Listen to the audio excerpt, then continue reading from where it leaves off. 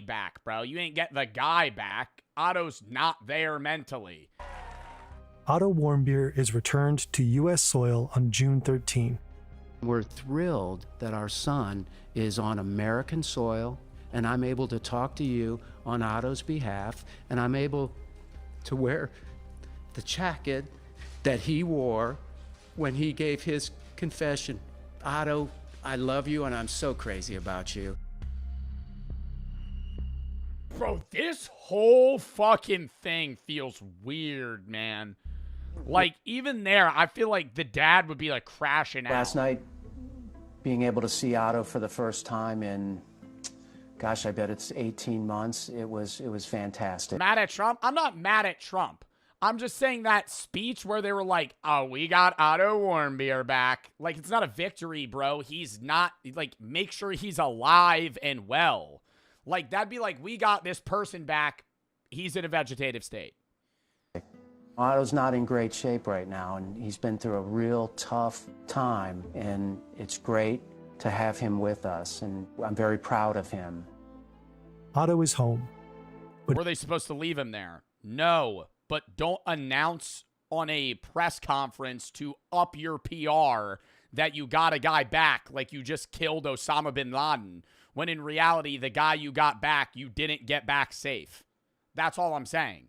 Like, they were met with soft ears, did nothing for 17 months, and then he comes back fucking almost dead. When Cindy and Fred met Otto at the airport, they were shocked. We walked over to the plane. We heard this howling, involuntary, inhuman sound. Otto was on the stretcher across in the plane, and he was jerking violently, making these inhuman sounds. Otto had a shaved head. He had a feeding tube coming out of his nose. He was blind. He was deaf. We got Otto Warmbier back. Like, you see the point I'm trying to make? You see the point? That's all I was just trying to say. Can we lock back in on this poor guy that's dying, right? Like, that's all I was just trying to say is, like, why are you giving a speech like it's a fucking victory, bro? Like, he was taken to the University of Cincinnati Medical Center's Neuroscience Intensive Care Unit, where extensive imaging and diagnostic tests immediately began. His vital signs were stable upon arrival and have remained so. He doesn't need... He was blind, deaf, on a feeding tube, and convulsing violently. Wow. Help breathing. No signs of infection. What, do we know why? Do we know why they sent him back? Like, did North Korea just ship him back? Fern didn't fill that. He said the Swedish liaison couldn't contact North Korea. Nothing happened for 17 months, and then randomly they're informed that he's unconscious and he's shipped back to the United States. So what? Like, North Korea, like, almost killed the guy and went, oh, fuck, now this is going to be a problem. We got to send him back. Dysfunction of non-neurological organs. His neurological condition, though, is described as unresponsive wakefulness. Oh, were they, like, electrocuting him or something? What used to be called a vegetative state. He blinks. Sometimes his eyes open, but he isn't aware of his surroundings and doesn't respond to verbal commands. Oh, are you not supposed to say that anymore? I thought that was like a fucking medical term. No, it just says it's unresponsive. A vegetative state or unresponsive wakefulness syndrome means a person is awake but shows no signs of awareness, purposeful response to their environment, and this is due to severe brain damage. Yeah, so they were like torturing him.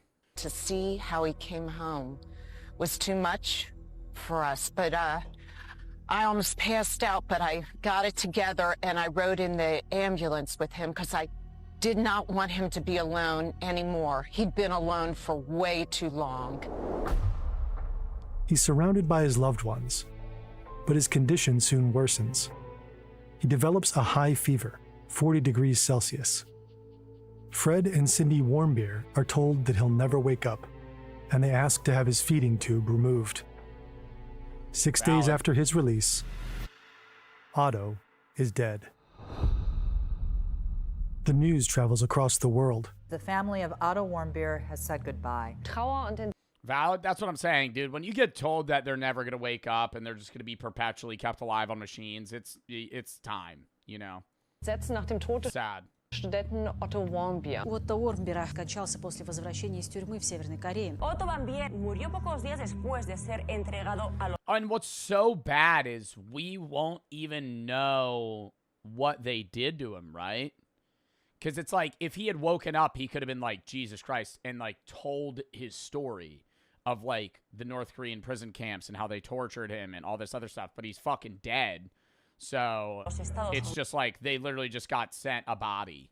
而在台湾时间今天20号凌晨去世。 The American student who fell into a coma while in North Korean custody and has died. On June 22, in Wyoming, Ohio, more than 2,500 There's a city named Wyoming, Ohio. people attend his funeral. The condition in which Otto Warmbier came back to the U.S. and his I did not know that there were cities that had the state name for a city.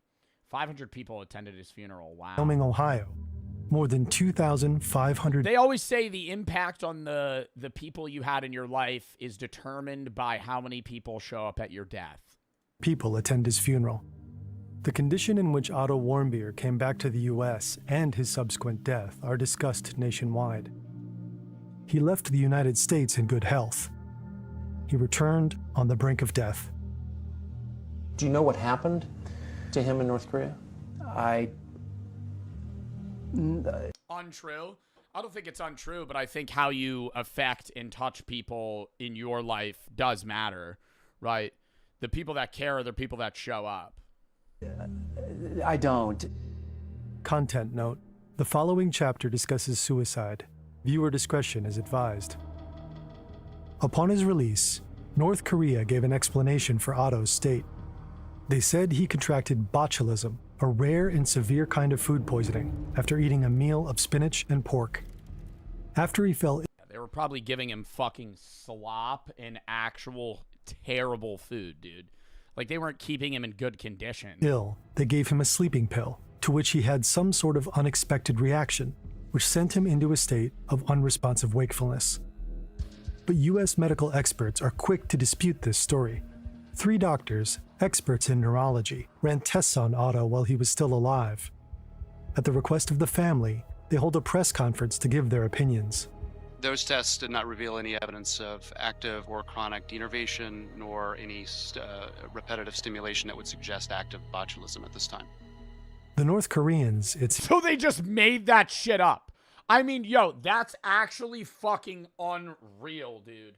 seems, are lying, and the Warmbiers have a different story.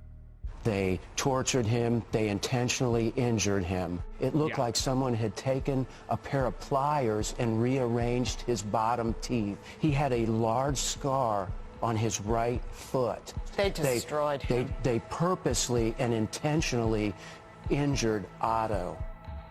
On September 25, 2017, Fred and Cindy Warmbier gave an I do love that they're doing this now. Where they're like, because I didn't keep involvement in this after this happened. I just had known that he had died. But I love that they went out on news stations and were like speaking against it. interview on Fox and Friends. Trump apparently watched. This becomes the narrative: physical torture. Yeah. And, as a consequence, brain damage. But soon, serious doubts emerge. Let's go through his injuries one by one. First, there was a noticeable scar on Otto's right foot. This is Dr. Lakshmi Kota Samarko, the coroner selected to conduct an external autopsy. Fred Warmbier had noticed the scar, but had Dr. Samarko? Physically, as far as wounds, there were a few small scars that we documented. There was one that we really couldn't explain for medical instrumentation, which some of the other scars we could. But there wasn't anything on the external examination to indicate, other than that one scar that we couldn't explain, to indicate torture. The Warmbiers opted against a complete autopsy, offering no reason for this decision. But Dr. Samarko did perform an external inspection. Later, in a lawsuit against North Korea, an expert witness cited the scar on Otto's foot as potential. A lawsuit against North Korea. How's that working? Hey, Kim Jong-un, we're suing you. No, you're not. And then they just move on. Like, how do you sue North Korea? Evidence that he was subjected to torture, possibly electric shock. But does this injury prove Otto was tortured? No. Then there are his teeth. I wouldn't say that. I wouldn't even say the rearranged teeth. I would assume that if he had gotten tortured, they were like zapping his brain. Like that shit they were doing during World War II at that school. Or what? It wasn't a school. What was it called? With that doctor? Unit 731. Yeah, Unit 731 and Shiro Ishii. And they would like zap people's brains and shit. Like they would just keep, it would be like electrocution torture, but it would be like to change your mind. Fred Warmbier said it looked as though Otto's bottom teeth had been rearranged. Dr. Samarco couldn't confirm this. We also consulted our forensic dentist, Dr. Wright, and I had him take a look at the imaging, specifically dealing with the lower teeth and mandible. He agreed with us that there is no evidence of trauma to the lower teeth or mandible. In the lawsuit, this finding was disputed.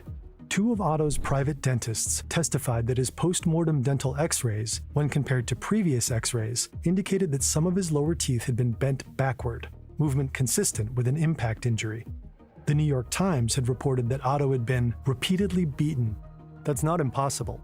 An ex-North Korean spy who was familiar with, though not directly involved in Otto's case, said he'd heard Otto was roughed up by prison guards.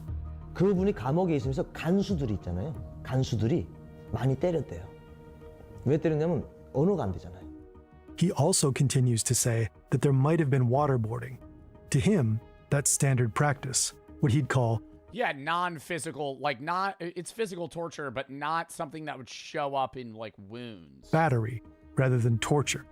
It's difficult to say whether this ex-spy is credible, though.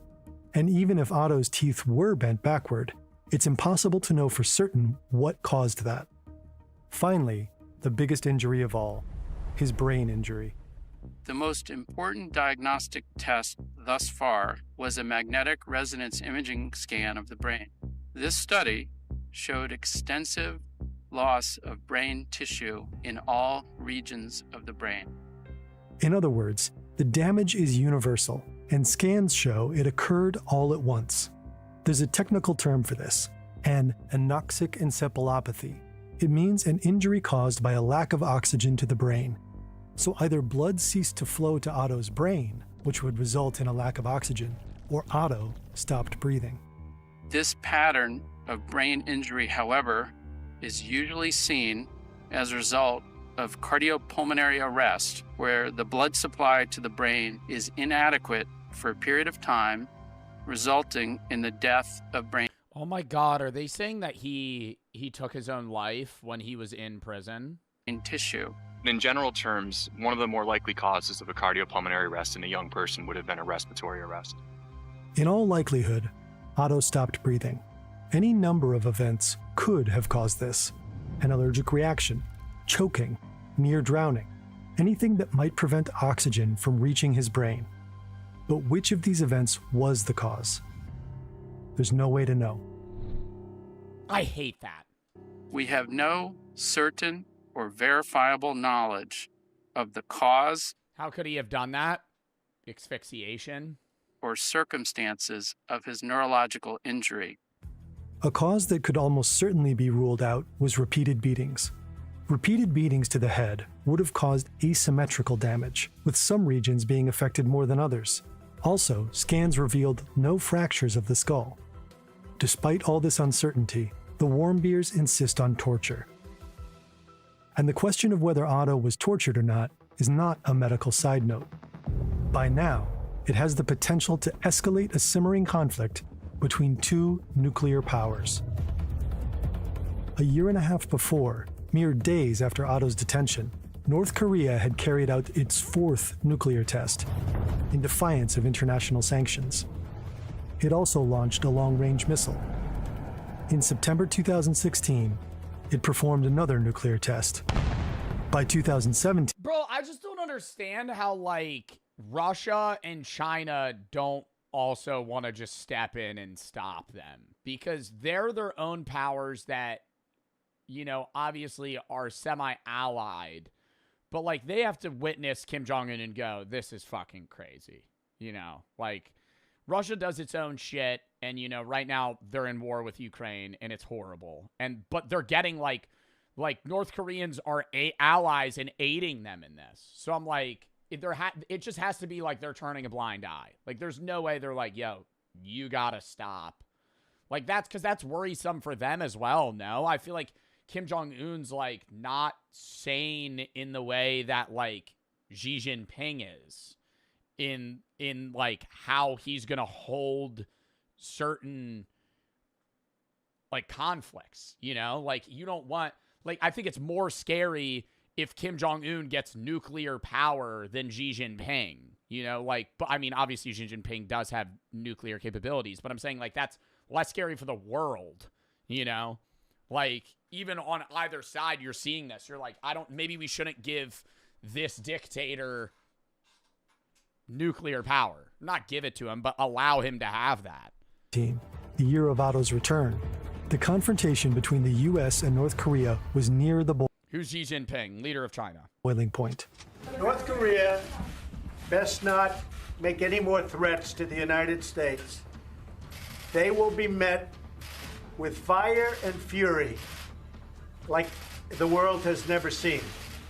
It was the beginning of the 2017-2018 North Korea crisis. Meanwhile, Otto Warmbier's case took on an increased political weight. Trump had adopted the torture hypothesis as fact. Trump need to press that red button. Terrible idea. You nuke North Korea, they're going to fucking nuke everybody else before they die. It's the same shit, dude. It's just mutually assured destruction. That's why nuclear war is like the max out for countries. It's just it enables you to have like an ultimate last defense of like, okay, even if you wipe my country off the map, we'll still kill you. Senator John McCain said Otto had been tortured and murdered. Senators Adam Schiff and Marco Rubio also used the word murder. Fred Warmbier's analysis was that his son served as a sort of human shield. North Korea doesn't do anything by mistake. It was their fourth nuclear weapons test, and they had a lot of things they wanted to cover, and they felt like Otto was going to provide them the security they needed to get away with these things. Oh my God, to frame Otto to say that, oh, we need to escalate our military power because the Z Society and the Methodist Church and the CIA are all three conspiring against against North Korea, that we have to scale our military power. Then, in 2018, Michael Flukinger, the doctor that helped bring Otto back to the US, revealed a new piece of information to GQ. The staff at the North Korean hospital where Otto stayed told Flukinger that they received him the day after his trial, and he was already unresponsive. What? So he was in like a coma for a year? They had to resuscitate him, then give him oxygen and put him on a ventilator, or he would die, Flukinger told GQ. Also, there's a brain scan dated April 2016.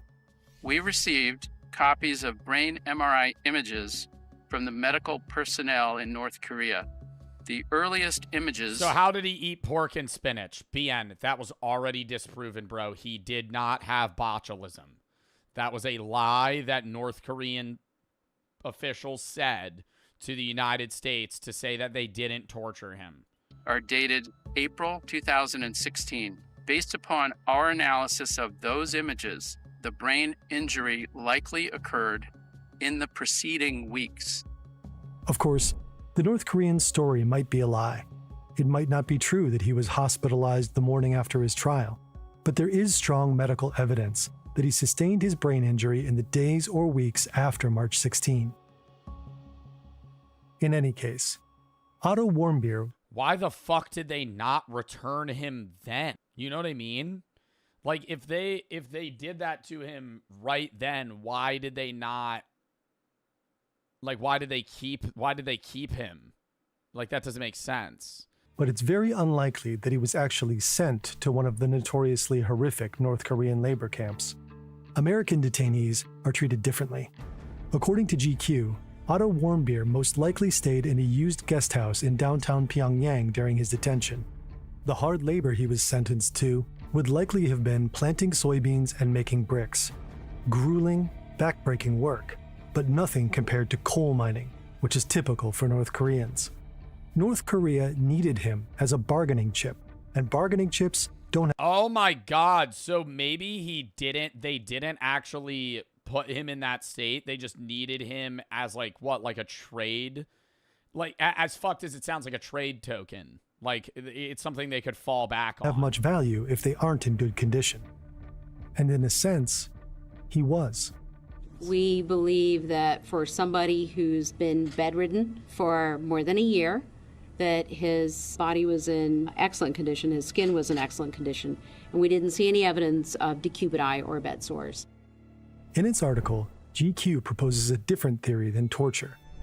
During the 2 months between his detention and his confession, Otto was likely subjected to relentless interrogation for as long as 15 hours per day. The only respite from the interrogation would have been North Korean propaganda films. Previous prisoners were told their government had forgotten them. Some fell into debilitating depressions, even attempting suicide. At trial, so hours, weeks, or days before he supposedly fell into a coma, he was visibly desperate. Please think of my family. I'm the oldest son in my family. GQ speculates that in the hopeless hours after his sentencing, Otto may have attempted to take his own life. A lack of oxygen to his brain could have caused his injury. Of course, this theory is just one of many. An allergic reaction to a sleeping pill, an excessive administration of drugs, a suicide attempt, a heart attack, a form of torture that left no obvious lasting marks. It could have been any of these things. Without Otto here to tell the tale, we may never know the truth. I mean, like, couldn't he, I'm just saying, I don't know if this happened. Couldn't he have tried to hang himself, like, 3 days after? Cut oxygen to his brain, didn't die. They save him, but now he's perpetually in this state, and the wounds that would be on his neck would have healed by the time he was sent back. He wouldn't have neck scars because he wouldn't have any laceration that would have been there would have been healed by the time they returned him. In May 2018, something weird happened. Trump tweeted that he was going to meet Kim Jong-un in person, and everything changed. Getting a good picture. I'm instantly asking that motherfucker what the hell they did to Otto. To everybody, so we look nice and handsome and thin. After the Singapore summit, Otto's name all but disappeared from Trump's lips, replaced by the name of Kim Jong-un. And then we fell in love, okay? No, really. He wrote me beautiful letters, and they're great letters. We fell in love. The previous year, Trump tweeted that he tried so hard to be Kim's friend and referred to their relationship as It's a very special relationship. In 2019, when asked whether he thought Kim knew about Otto's case, his reply was startling. I don't believe he knew about it. The Warmbiers were outraged. Get the fuck out of here. Trump had helped them bring Otto home and relisted Kim Jong-un's country as a state sponsor of terrorism. Now he seemed to admire him. Well, he is very talented. Anybody that takes over a situation like he did at 26 years of age and is able to run it, and run it tough. Very few people at that age, you can take 1 out of 10,000 probably couldn't do it. Otto Warmbier was many things. 1 out of 10,000. Historically, the average person in power was younger than him. Bro, like, why are we glazing Kim Jong-un for being able to take over a dictatorship that was fucking handed to him? Like, an all-American boy, an unlucky tourist, a loving son. But on the international... Kim Jong-un was notably a bad student. Like, that was said of, like, he didn't do his homework, didn't show up on time. He was lazy. Like, what the fuck are we talking about? We're just glazing Kim Jong-un. National stage, he was a pawn and a symbol. Pyongyang deployed Otto on the chessboard of politics, using him domestically as a mouthpiece to spread anti-American propaganda, and internationally as a bargaining chip, a hostage to be traded for the easing of sanctions or other U.S. concessions. For the Trump administration, Otto Warmbier was useful as a symbol, driving the narrative that he was tortured by a barbarous regime and possibly using his death as a means of psychologically preparing the American public for war, the threat of which Trump hoped would make Kim back down. Otto was sentenced to 15 years hard labor for an alleged crime that in most countries would be considered, at worst, vandalism, based on a sham trial.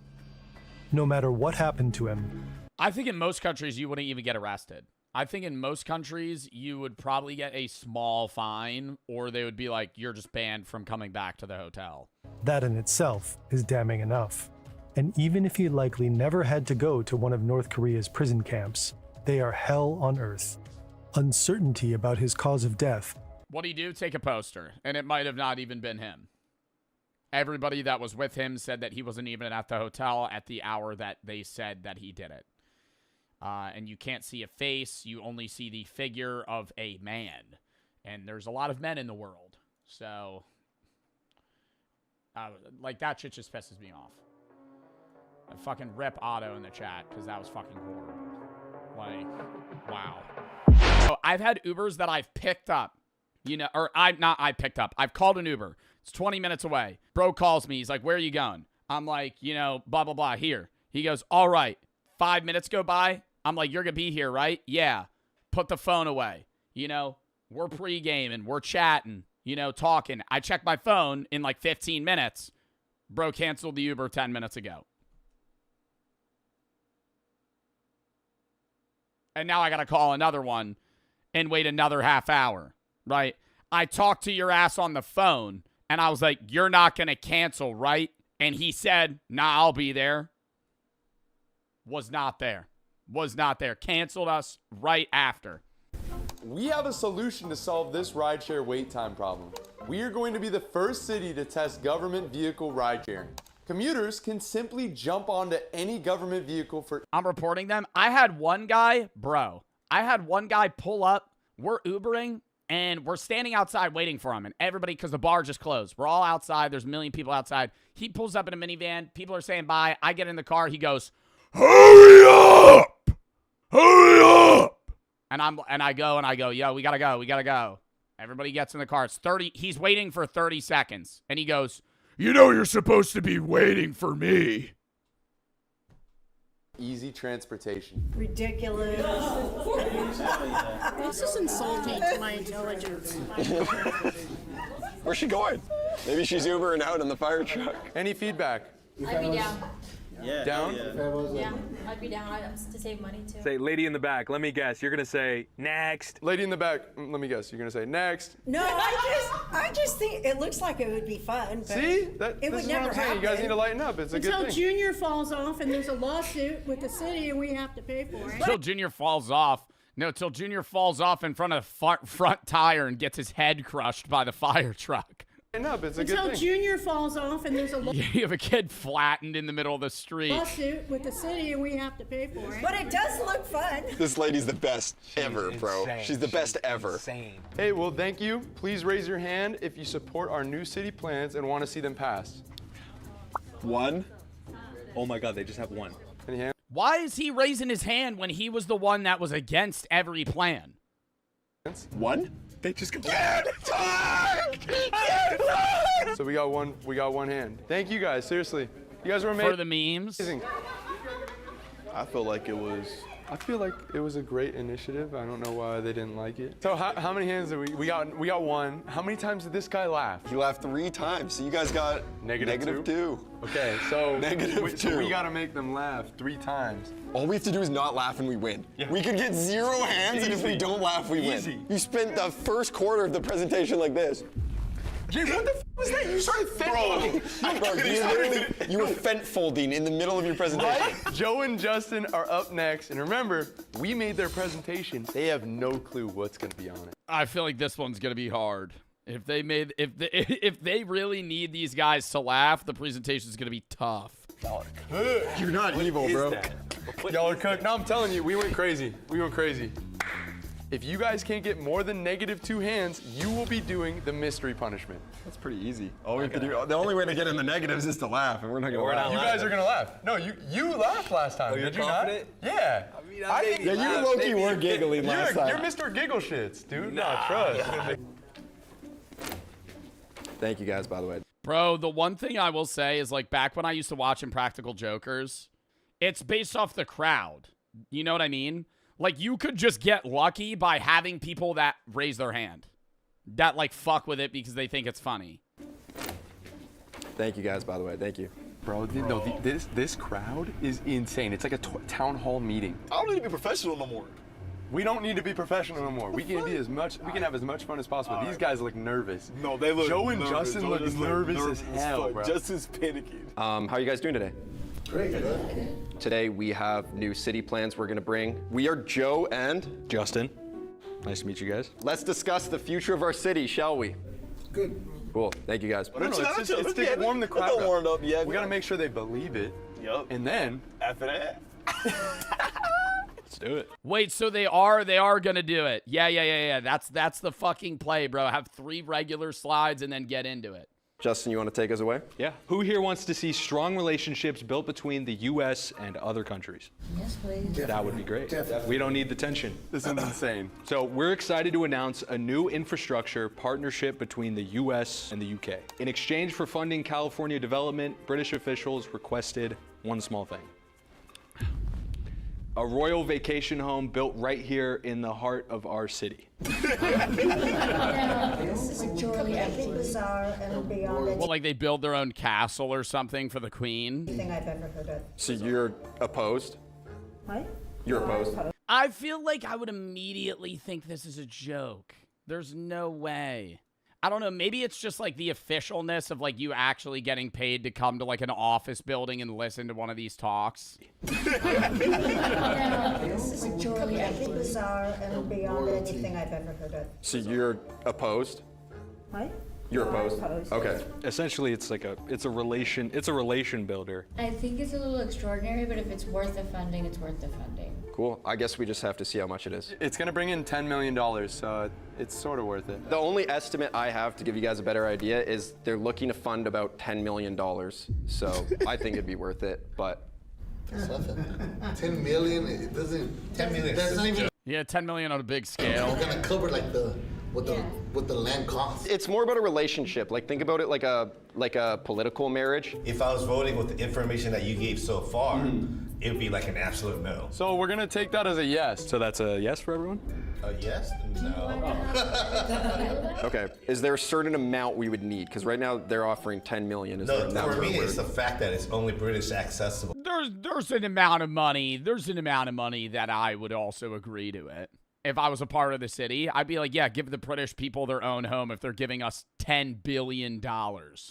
If they're giving our city $100 billion, yeah, sure, they could have their own fucking lawn and castle that they're only allowed to go to. Well, that makes it absolutely ludicrous. All right, so I'll take it as a yes from most people. Okay, so I could tell a little bit of uncertainty right now. We'll take that as a yes. We'll keep moving. Let's go. Okay. My word, do you guys think you could do these presentations without laughing? I feel like the nervousness you would have would maybe make you not laugh, but the second I felt the crowd laugh, I feel like I would laugh. Let's address our homelessness crisis. Who here wants to help homeless people? I mean, of course. A little weird, not raising your hands. See 2 people in the front here. What's going on? What's going on? Of course. They're people. Who here wants a stronger community where we lift each other up? I mean, yeah. 2 people in the front here. Why are we not raising our hands? Why not? It's a no-brainer. Los Angeles is currently facing one of the most severe homeless epidemics in the world. To ease their— So we're going to come up with a better way to solve that homelessness problem by a situation called Adopt a Homeless Man. Each residency in the state of California and in the city of Los Angeles will each be given their own homeless person that they have to take care of for a month straight to try and get them up and back into the working society. Their burden will be housing 50% of LA's homeless population right here in our city.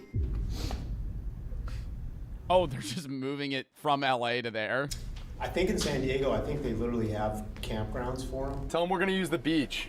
That's where they're gonna stay. I think the Dude, wait, is this filmed in San Diego? San Diego, the homelessness situation's so weird because the different parts of like Gaslamp Quarter, there's no homeless people in Gaslamp Quarter that like sleep there, but they kind of walk around in that area, at least when I was there. But you'll walk down an alleyway and it's really bright and there's no homeless people, and then you turn left and there's just another alleyway. It's dark, pitch black, tents lined up, just homeless people everywhere. main selling point is I think a lot of them would be looking to settle on the beach. No. There's no way Newport residents are going to. I think this is. That's why we're having the meeting. It's a $200 ticket to sleep on the beach. You'd have to change the law. We could change that, or we could attempt. $200 ticket to fucking sleep on the beach. What if I take a little nap? What if I fall asleep? What if I'm like having a good beach day and I get a little eepy and go wake up? And now I get a fucking $200 fine for falling asleep? Too, because if we're taking on 50% of them. Dude, that's a lot of people. So on this one, again. How do they know if I was asleep? What if I'm like, no, I wasn't. My eyes were just closed. Sir, you were snoring. It was a vocal stim. Seems like we will be taking on 50%. I think that's the consensus. I think it's a no. No. Okay. Are you trying to goad us? You've said no. No. Okay, I understand. Thank you. Okay. So let's talk about waste management in our city. We are adding smart trash cans that notify the city when they're full. I like that. Yeah. Why not? Quick and easy so they're not over. Yo, you know what I want added? A fucking hole in the ground and a metal box, and I could just go fucking piss in it. Why in every big city do I have to walk into a place of business? 80% of the time they don't have a bathroom. If they do have a bathroom, I have to pay to use it, and I'm not allowed to pee in the alleyway. Oh, why don't we do what the Europeans do this? Europeans have this. Somewhere, I'm pretty sure in like Denmark or somewhere they have this, where it's just a wall. It's like a walkway wall, and then you take a left and it's a box, and it's just a fucking hole in the ground. And you just piss in it. Fuck you. Why don't we have these in the U.S.? A pee curl. You just walk in, you take a piss, and you leave. Overflowing. Perfect. Good dude. We're going to fuck him on the neck. Absolutely just boom. So let's talk about the job market, shall we? Our city just hit the highest unemployment rate ever, but we have a solution to save that all. Kids 8 and up will be allowed to work. It's a great idea. Absolutely. Give them something to do. Depends on the job. Keep them out of trouble. Exactly. Say bills are getting expensive, kids need help too. I mean, the bills are getting expensive. You know, I think the kids got to pitch in That's too. not the kid. Not an 8-year-old. I mean, a job like picking up trash on the beach or something like that? Yeah. That's possible. I mean, we just happen to use this photo, but. Of them making coffees as baristas? Like you said, it could be picking up trash on the beach. Is there a job that an 8-year-old could work that wouldn't be immoral? Running games at a fair. Like, I don't know. Factories? No. Dog walking. That I wouldn't want them. That would be unsafe. There's no job like an 8-year-old could have that isn't unsafe or immoral. Currently, building lemonade stands. Yeah, lemonade stands. But they have to pay the $500 fine to be able, they have to pay the city permit to be able to use the lemonade stand. I don't want to have a kid if I have to pay for his ass. Like Justin. And they also better have a government registered LLC or S Corp. Said kids are getting really, really expensive now. And personally, like, I'm young, but I don't want to have a kid because I don't want to have to pay for his ass in this economy. Of course not. A lot of other countries, kids start working when they're 6, 7, 8, 9 years old. Yeah. Say 6, 7. And 6, 7. But I'm originally Italian, and they had me working young, like you said, like at Nike. That kind of taught me a lot of like valuable fundamentals and kind of helped me, again, like stay out of trouble, like you said. How to work harder, 16 hours a day. I had to work harder, 16 hours a day, and it just taught me a lot about like life. 16 hours. How old? I was 5. Five years old, he was working 16-hour days. What job would a 5-year-old be able to do? I don't know. Like, what's the psychological? You now know how to form sentences in a manner where you could kind of say what you want to say. Hey, that's good enough. Now you're going to go get on this production plan and build Nike shoes. Impact. I was not happy. That's my point. But I was forced to. I think the difference is the lack of freedom. Dude, he's actually so good at this. No, it's actually a problem. He's making it so they're on his side. He's swaying people's hands towards child labor. He's that good. He's that good at speaking. Let's talk about the environment. Our city's carbon footprint has become a serious problem. Fortunately, though, we've created a simple solution to cut climate change by 40%. Everybody has to start breathing in their own farts. Replace most roads with bike-only lanes to force residents to stop driving cars. Nope. And lose weight.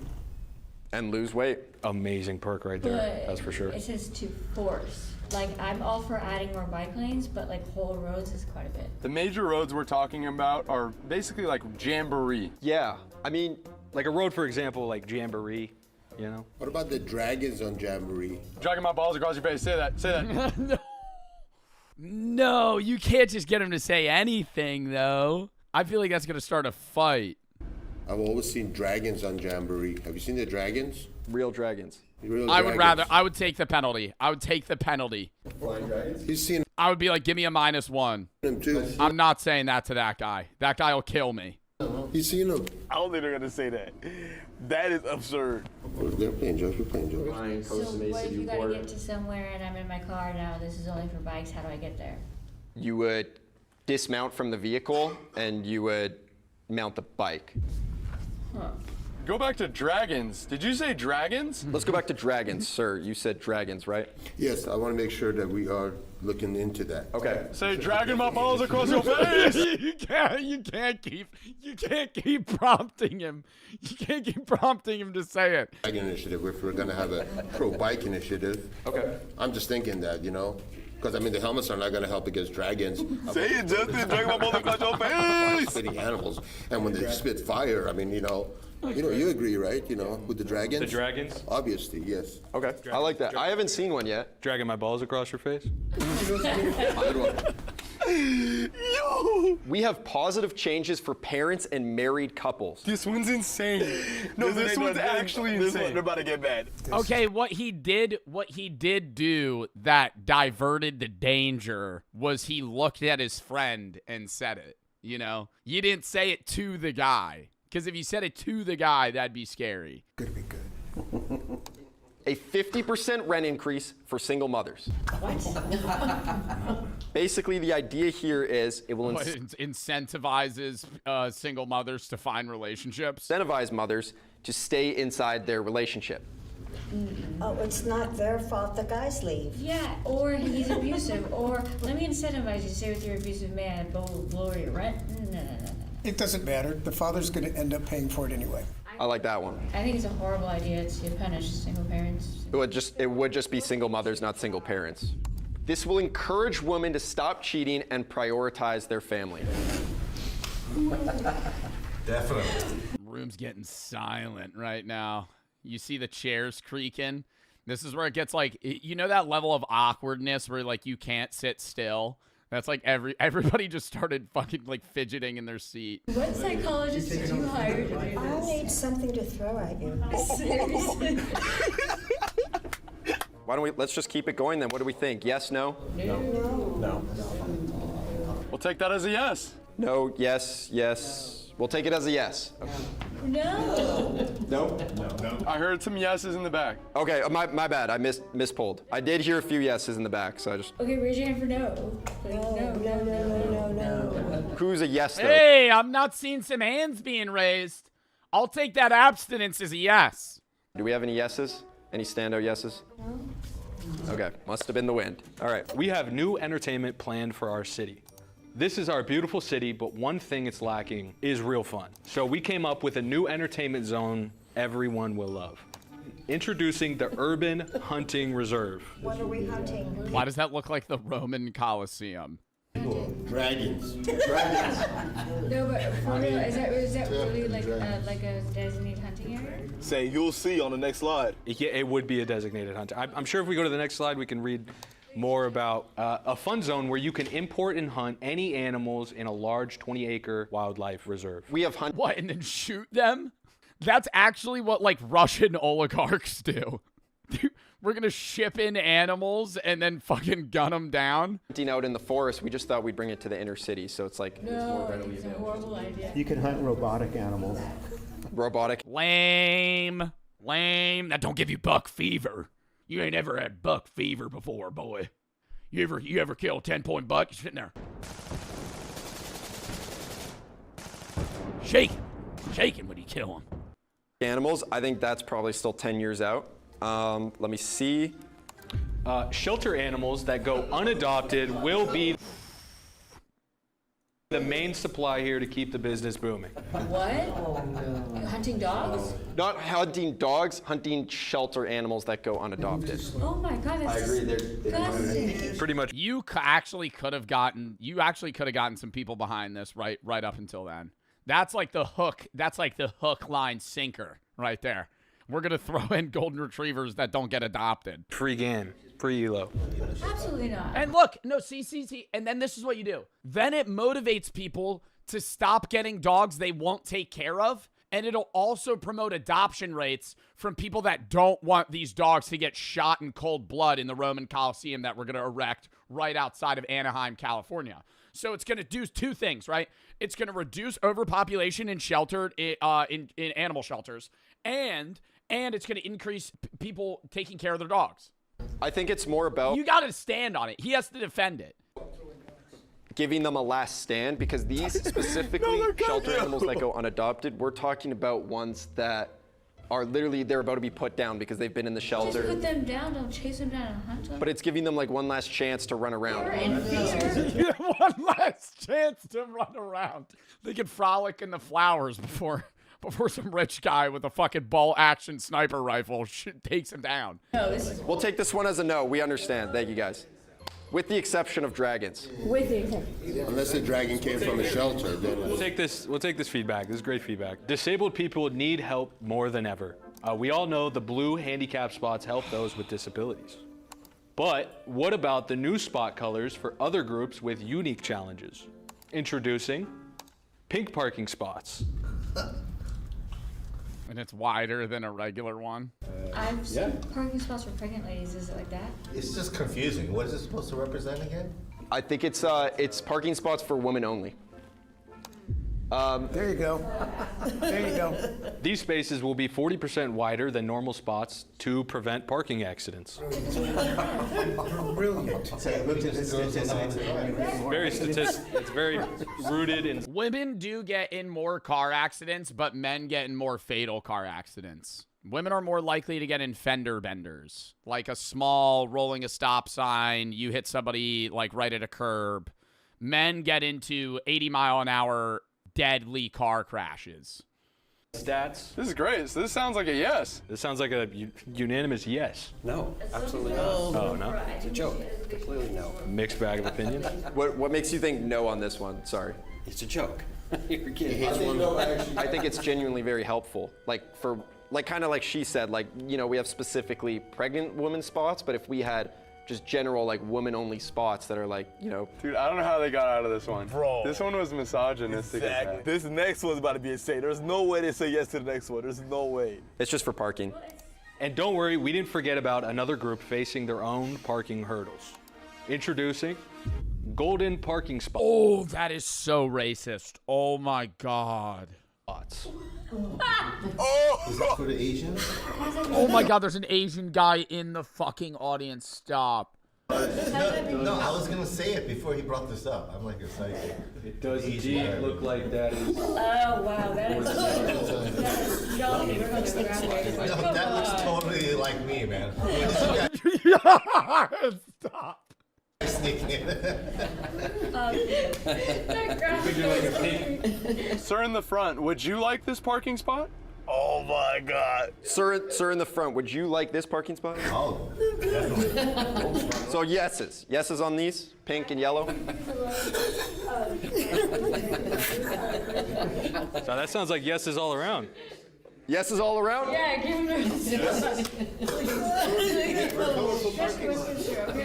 All right, guys, thank you. Please raise your hand. They're going to get a few hands. I feel like they did way better. If you support our new Their presentation was as hard, but he like defended it well. city plans and want to see them passed. Yeah. Don't tell me.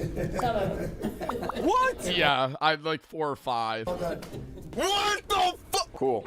Thank you guys so much. And no laughs. 4 people raise their hand. Really great having you guys, and we really appreciate your time. Thank you. Appreciate it. Good job. Sorry I interrupted you. Oh, you're all good, man. Thank you. I hope you enjoyed it. Have a good one, man.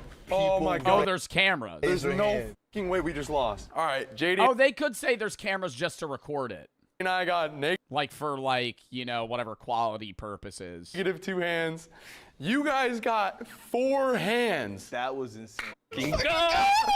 Yes! So JD and I are going to be doing the terrible mystery punishment, which is the 4-hour gauntlet. What is that? What the is that? Before we get into the punishment, if you guys haven't, please hit the subscribe button. We want to. So now in another video, they have to do a 4-hour gauntlet. Video idea, do the offensive presentation, put the majority of the audience as imposters who will agree to any idea and see the real people's reactions. Oh my God. What a fucking good idea. Get a bunch of absurd shit, have like 80% of the people just be like, yeah, no, I fuck with that. That's a good idea. And just see if like the people like fold. The problem is if they did that, there's going to be people that just go along with the pack and then they're going to seem like shitty fucking people.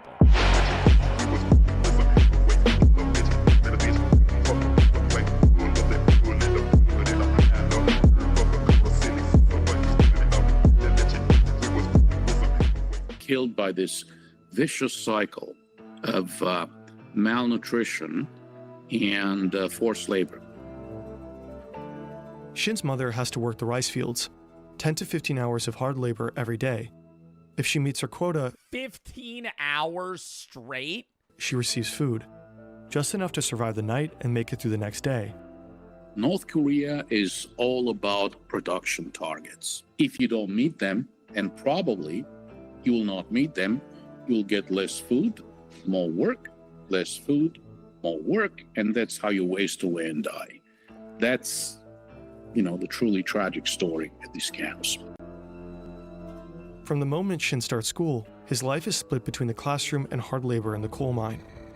Long work days are made worse by a constant gnawing hunger. Before school, Shin often eats his mother's portion while she's still out in the fields. She beats him for it, but he does it anyway. To him, she's not a source of love or care. She's a rival in the fight for every meager scrap of food. Wow. This is Shin's meal, served 3 times a day for his entire prison life. If he makes a mistake, his portion is cut in half as punishment. Sometimes he and the other inmates catch rats, the only source of meat in Camp 14.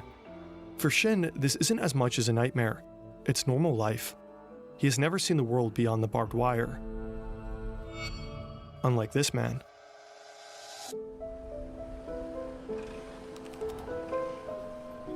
Kim Young is in his mid-40s when he's brought to Camp 14.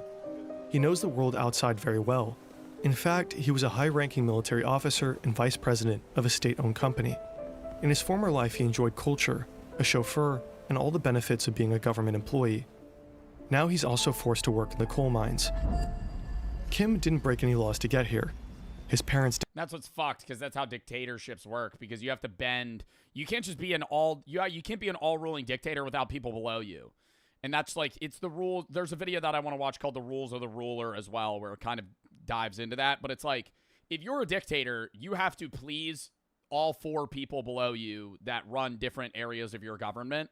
And those 4 people have to please the 5 people below them, right? And at some point, you don't have to please people anymore because they just have to bend to your power. But you have to keep people in power happy, otherwise they will turn on you. So that's why Kim Jong-un never gets turned on, because he keeps the people right below him happy, because they lived a shitty life. He brought them out of it and said, hey, if you just follow my rules and do what I do, you'll have power. You'll have a chauffeur. You'll have a mansion. You'll have a nice wife. You'll have this and this and this and this and food and cigarettes and weed and fucking whatever the fuck they want, right? And they'll go, okay. And so they'll just do whatever he says. Kim didn't break any laws to get here. His parents did. In North Korea, this form of collective punishment is called yunjoje. Wow. Guilt by association. Up to 3 generations can be punished for crimes of family members. When Kim was a child, his father and brother were accused of spying for the United States, enough to execute them. After that, Kim was brought to an orphanage under a new name. It took more than 40 years until someone found out about his true heritage. Even Kim himself wasn't aware of the supposed crimes his family allegedly committed. And that's insane. He didn't even know. He didn't even know. Oh, sorry, no, now you're going to fucking get stripped of everything. There's absolutely no judicial process. This is extrajudicial punishment. They'll just, take you away in the middle of the night, together with your family members. You just disappear. That's how it goes. 대낮에 잡아가는 건 없어요. 다 밤에 그냥 원래 그냥 어느 순간에 와서 싹 다 쓸어 가고. Without the neighbors noticing. So one day you're just living your life like in whatever, if you're in the city in North Korea or wherever, and then the next day your neighbor just disappears. Wow, and then you just don't talk about it. And it's just like, but it's just unspoken. It's like, oh, he disappeared. We know where he is. 정치범 수용소에 가서도 그 가족들은 우리가 뭘 잘못해서 왔는지 그걸 모른다는 거죠. Fear is the most powerful tool for prison guards to keep inmates in line. During Kim's time in Camp 14, a total of 25 inmates are executed. One day, he witnesses a fellow prisoner being killed for collecting chestnuts that had fallen from a tree. Kim's chestnuts that had fallen from a tree. Were they even being used? Spends most of his days underground.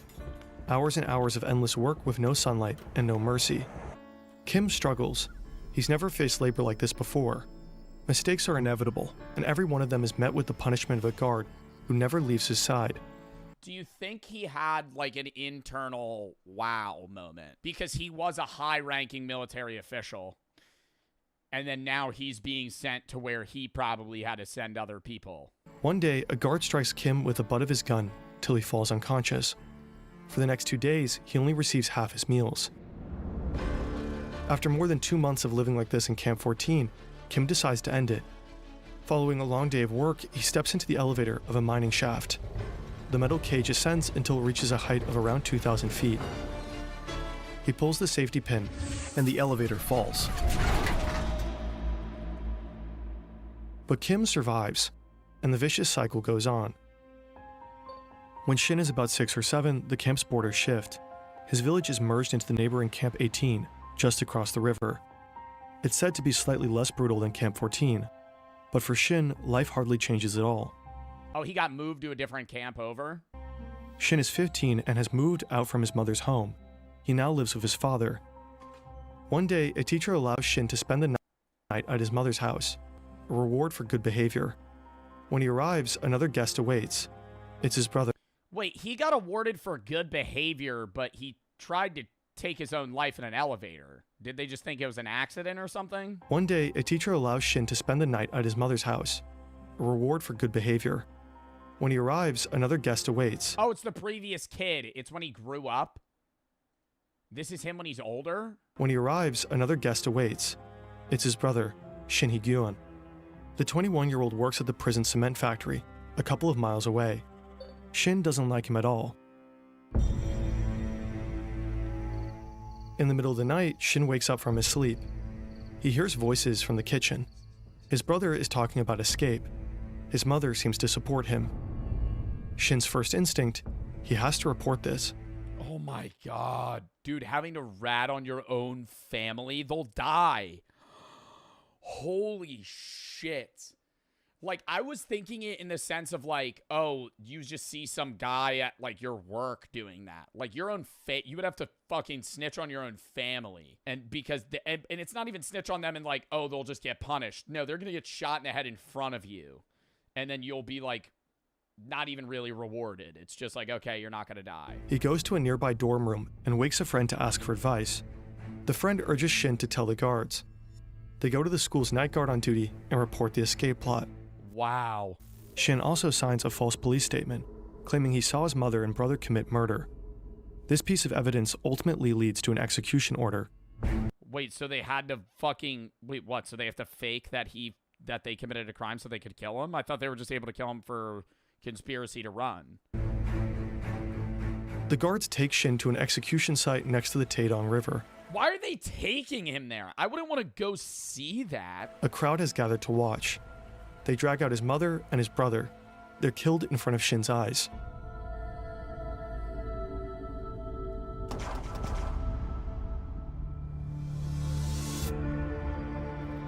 In 1996, Kim Young is transferred to Camp 18. To him, this place feels like heaven. The labor conditions are slightly better, and to his surprise, he reunites with his 70-year-old mother, who is also a prisoner here. But the violence and abuse 70-year-old mother, I thought his mom just died. don't stop.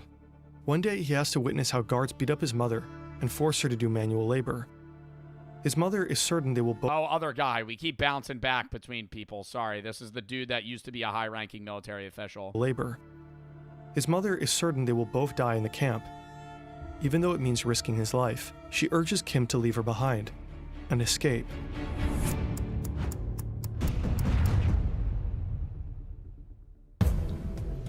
Escaping from a North Korean death camp is almost impossible.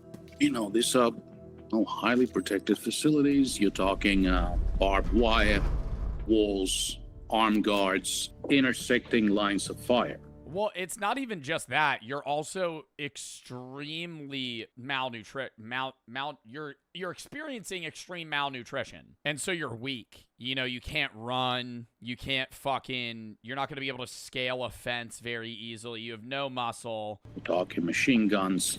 Very, very difficult to escape. I mean, it's, difficult to escape a detention facility in any civilized country. Imagine North Korea. Kim Young quietly studies his surroundings. He observes, waits, and starts thinking. He lays out multiple escape plans, but none of them seem doable to him. Another hard day of work. The prisoners are loading coal onto a train. Suddenly, they spot something.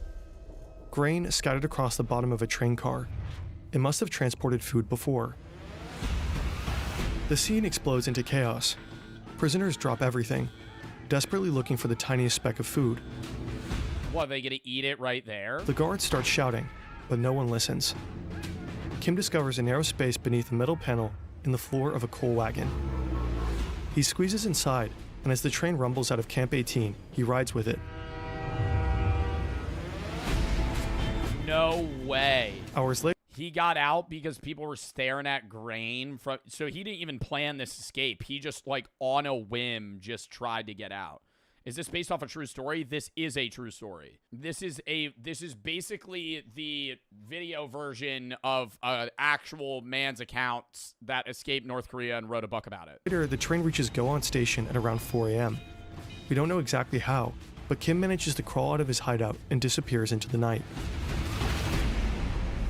But, then what the fuck do you do? You know what I mean? I wouldn't know if I got out and now you're in China. What do you do? Do you just go? You gotta go, you get a job? You have no ID. You're not a citizen, right? It's not even just it's not even oh, you're an illegal immigrant. It's you're not even on a record. No one knows who you are. I would have to find, you know what I would do? I would go to another, say I was in this scenario, I feel like I would try to go to a country I knew was enemies with North Korea, and I would go to I would try my hardest to find what is it called, where they have their own setup in different countries? What is it called? You know what I'm talking about. Embassy. I would go to the U.S. Embassy. And I would be I'm a North Korea escapee. I would go to some embassy because he was a soldier too, so he knows the countries that are enemies. I would go to the enemy of North Korea and be I escaped. Please, you don't speak English? I think they're going to put two and two together. If you are at a U.S. embassy in China and some dude runs in speaking Korean, clearly malnourished, beat to shit, you're probably going to be like, okay, calm down. I'm going to get a translator, right? Even if you don't speak, say you don't speak the language. You know, I feel like there's something that you'd be able to do. Kim successfully I'm not escaped even Camp just saying 18. U.S. embassy, just any embassy that's not in association or partnered with North Korea. But his path to freedom is still very long. After finding a worker's uniform, he changed his clothes. You want to know what an embassy is? Ooh, that's true. But you can't just walk up to a random guy in China and be like, I'm from North Korea, help me. You're not going to be able to speak to them, and it's like, what the fuck? Like, they're just going to rat on you. And starts a treacherous journey that will take him many months through China and Oh my god, he had to go all the way to Mongolia? Mongolia to South Korea, where he'll eventually What? He had to make his way all the way to Mongolia so he could catch a flight to South Korea? seek asylum. Escaping a prison is one thing. Escaping the country is another. We made a whole video on how to escape North Korea. Link is in the description. Yeah, we watched that video. Shin also manages to escape from Camp 18 twice, both times by crawling under a fence. Both times he's recaptured. After his I'm wondering why he wasn't killed if he was recaptured. second attempt, Shin is sent back to Camp 14 and is thrown into a special detention center, a place with only one purpose: torture. I still have the scars of my torture and the burns. Look at my arms. My arms aren't normal. They are bent and deformed. Before His arm is like they snapped it. I was tortured, my arms were straight. When I was tortured, my arms were tied up with a rope and pulled backwards. That made them more and more bent. I'm filled with anger when I stand in front of the mirror and look at my body after a shower.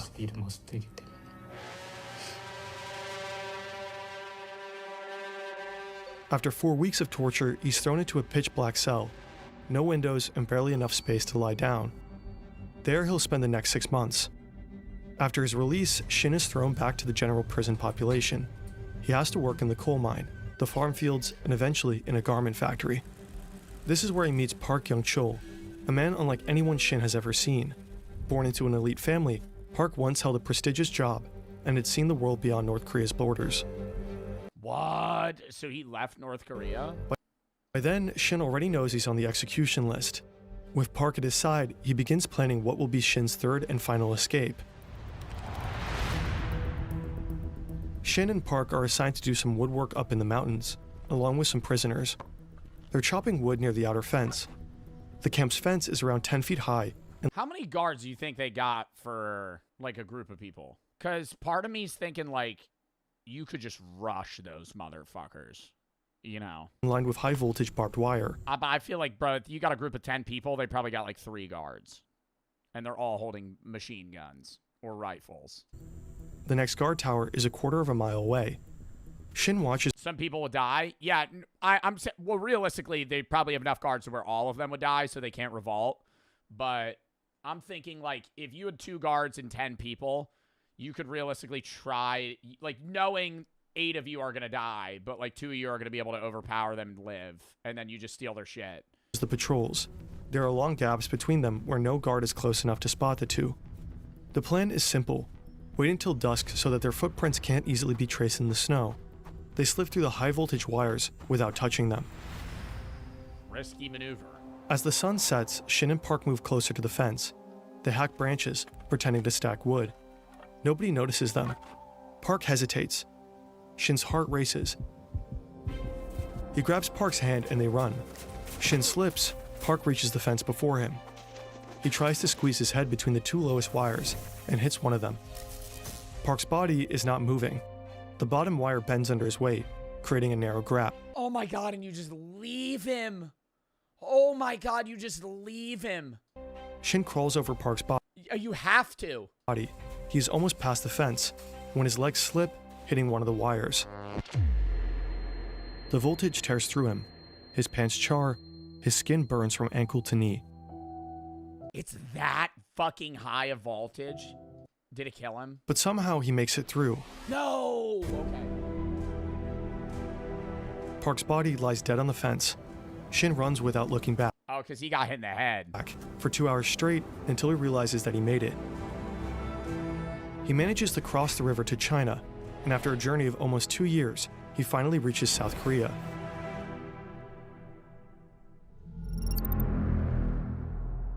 These are all the prison camps that are most likely active in North Korea today. According to Greg Scarlatoiu, Like right now. Like right now. I know time difference, like it's 7 p. Time difference, what time is it in North Korea? It's 8 a.m. There's people in North Korea right now in camps that are like doing slave labor. Right now. Like right now, there's probably thousands of people that are actively fucking doing crops, cutting wood, being beaten to death. Fuck, man. the camps are changing, and not for the better. Camps near the border have reportedly been moved further inland, likely to make escape even harder. And some new internal perimeters have appeared, possibly to isolate high-value prisoners. A third development in terms of infrastructure, evolution and development has been the creation of watchtowers and what appears to be intersecting lines of fire around the camps that would be meant to basically exterminate those who attempt to leave those camps. For some camps, evidence is even scarcer. There's one camp that we know very little about, and that's Camp 16, 1-6. That's very close to the Punggye-ri nuclear testing facility. And I have spoken with the South Korean nuclear scientists who said, look, we don't believe that prisoners are used in digging those tunnels for the nuclear tests, but it is very likely that they will be, used and abused while cleaning up after those nuclear tests. The HR Oh my God, what? And then thee gonna like die of radiation. NK estimates that up to 120,000 people in these camps. people are currently held in North Korean prison camps. In fact, as a viewer of this video, you might know more about them than most North Koreans ever will.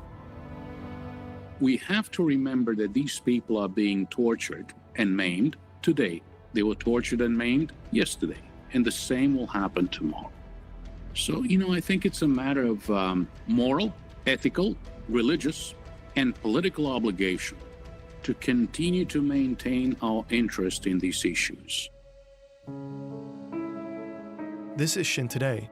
He gradually adjusted to a life in society and became a public speaker and advocate for human rights in North Korea. In 2015, Shin Dong-hyuk retracted parts of his story and admitted to changing certain key details in Escape from Camp 14. The book's author published a detailed statement outlining every change Shin had made. According to Shin, some memories were simply too painful and others too shameful to share truthfully at the time. This is Wow. So it's not even like he made it seem worse. He made it seem better than it was. Like one of the edits it showed was that he hated his brother. And so it was easier for him to rat on him.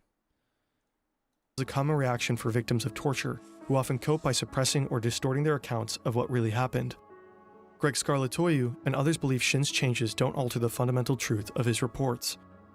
Was Shin Dong-hyuk a political prisoner? Yes, 100%. Okay, he spent some time both at Camp 14 and Camp 18, right across the river. Did he witness the execution of his mother and brother? Yes, he did. So the fundamental elements of Shin Dong-hyuk's story did not change. Shin bears the Yeah, it's like small little additions to each part of the story. scars, physical and psychological. I just don't know how you could physically live a regular life after that. You know what I mean? Like they're very like advocative and they do public speaking work, but it's like always in the back of your mind, you're going to be like, people I knew are in that camp right now. Like you escaped and now you could live in South Korea, but it's like, there's over 100,000 people that are there still, and they're just never going to get out. Wow. That's a sad video, but I'm glad we watched it. All right, count me down 30 seconds, Sean. I got to piss, then we're going to hop through a keyhole in 2029 that could have led to a collision in 2036. Thanks to further observations, scientists ruled both the 2029 and 2036 impact out, and Apophis will not pose a collision threat for the next 100 years. We're good, chat. We'll all be dead. Anyways, if an asteroid was going to hit Earth, say right now we knew, 30 years, an asteroid's hitting Earth. Do you think that we as humanity would be able to stop it? I think it depends how big the asteroid is. I'm pretty confident China, Russia, US all make buddies for a little bit, and we just start nuking the piss out of that fucking asteroid. We just start sending every fucking thing we have in the arsenal just right at that motherfucker. Yeah, just start blowing it up.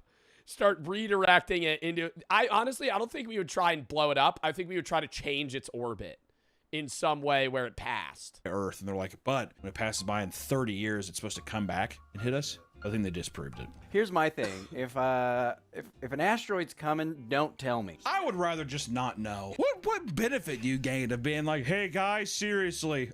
I'd want to know, because I'd stop doing everyday bullshit before. What the fuck? If you were like, an asteroid's gonna hit in 10 years, I'm not gonna start thinking about shit for when I'm 50. I'd be like, all right, well, I'm gonna be dead in 10 years, so I'll just go fucking do other shit. Like, you would change your game plan if you knew. Oh, in movies and shit. In movies, they do that to build conflict for the movie. But what would happen is, like, Elon and all those guys, they'd be like, I don't know, I'm just gonna try this spaceship out. And they'd leave and never come back. As soon as that starts happening, well, Mark Zuckerberg's building like he built like a giant bunker in Hawaii. Yeah, like $100 million bunker. It's like 10 floors, 30 floors or some shit. He said, well, it's not a doomsday bunker. It's just... And that's funny too. They're like, so what's up with the doomsday bunker? He's like, it's not really a doomsday bunker. It's just, you could live there for 700 years if you wanted to. It's a man cave. It's like more of a man cave. And you're like, huh? Anyways, in 1910, many believed a nearby comet would end humanity. Halley's Comet, remember that one? Is visible from Earth every 72 to 80 years and has been spotted by humans dating back since 72 to 80 years. It was last visible in 1986. 2061. All right, that's a goal for me to live that long. I'll be 59. 40 BC. That's the Fortnite meteor. You see Halley's Comet and Kevin the Cubes on it, you're like, everybody forgets about Fortnite.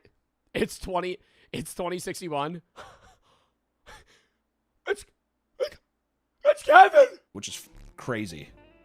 I mean, go somewhere else.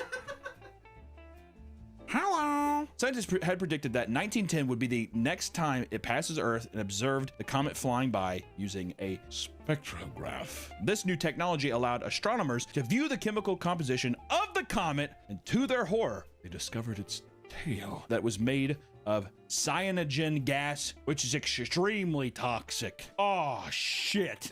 After publishing the report, a French reporter put out an article discussing their findings, but also included a line saying the gas from the comet could, quote, impregnate the atmosphere and possibly snuff out all life on the planet.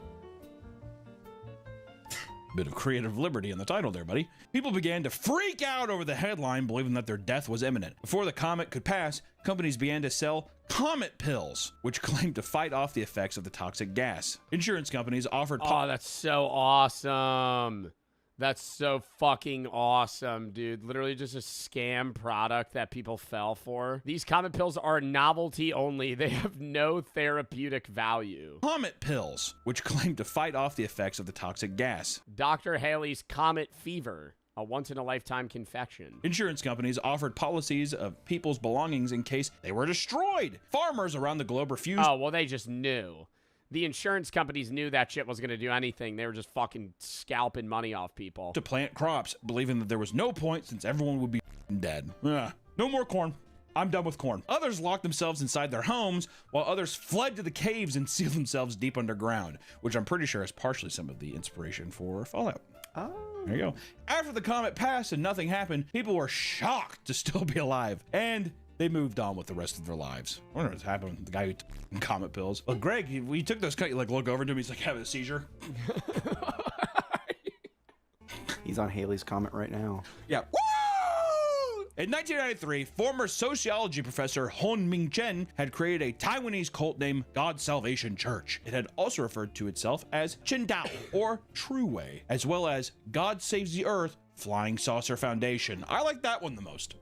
God Saves the Earth Flying Saucer Foundation. It was a belief system that was a mix of various religions and other Western cult-like beliefs, like the acceptance of alien intervention, right? You see a lot of that with Heaven's Gate. Kind of became a big thing in the 70s. Yeah, the Heaven's Gate shit was so fucking stupid, though. There's an alien spaceship that's passing by. You have to kill yourself to reach it. Huh? Huh? If you die, you'll go to the gate. What? No. Kind of evolved over time. He claimed that the second coming of Christ would occur in 1999, with God revealing himself from a spaceship disguised as clouds that would take his followers up to heaven. That'd be sick. He claimed that he could talk to the gods and receive their wisdom through golden balls that he could see traveling across the sky. Of course, salvation was not free. It was reported that Chen charged $60,000 to join Chen Tao and another $30,000 $60 grand to board their spaceship. He's like, you keep it under 100. They won't be suspicious. Mind games. Exactly. It's all here. He convinced 140. Bro, how do you convince people to pay money for that, though, if you're also leaving? I just don't. Like, I don't want to say. I understand it's like a cult and there's like a bit of brainwashing involved, but I'm like, dude, these people are like more than gullible.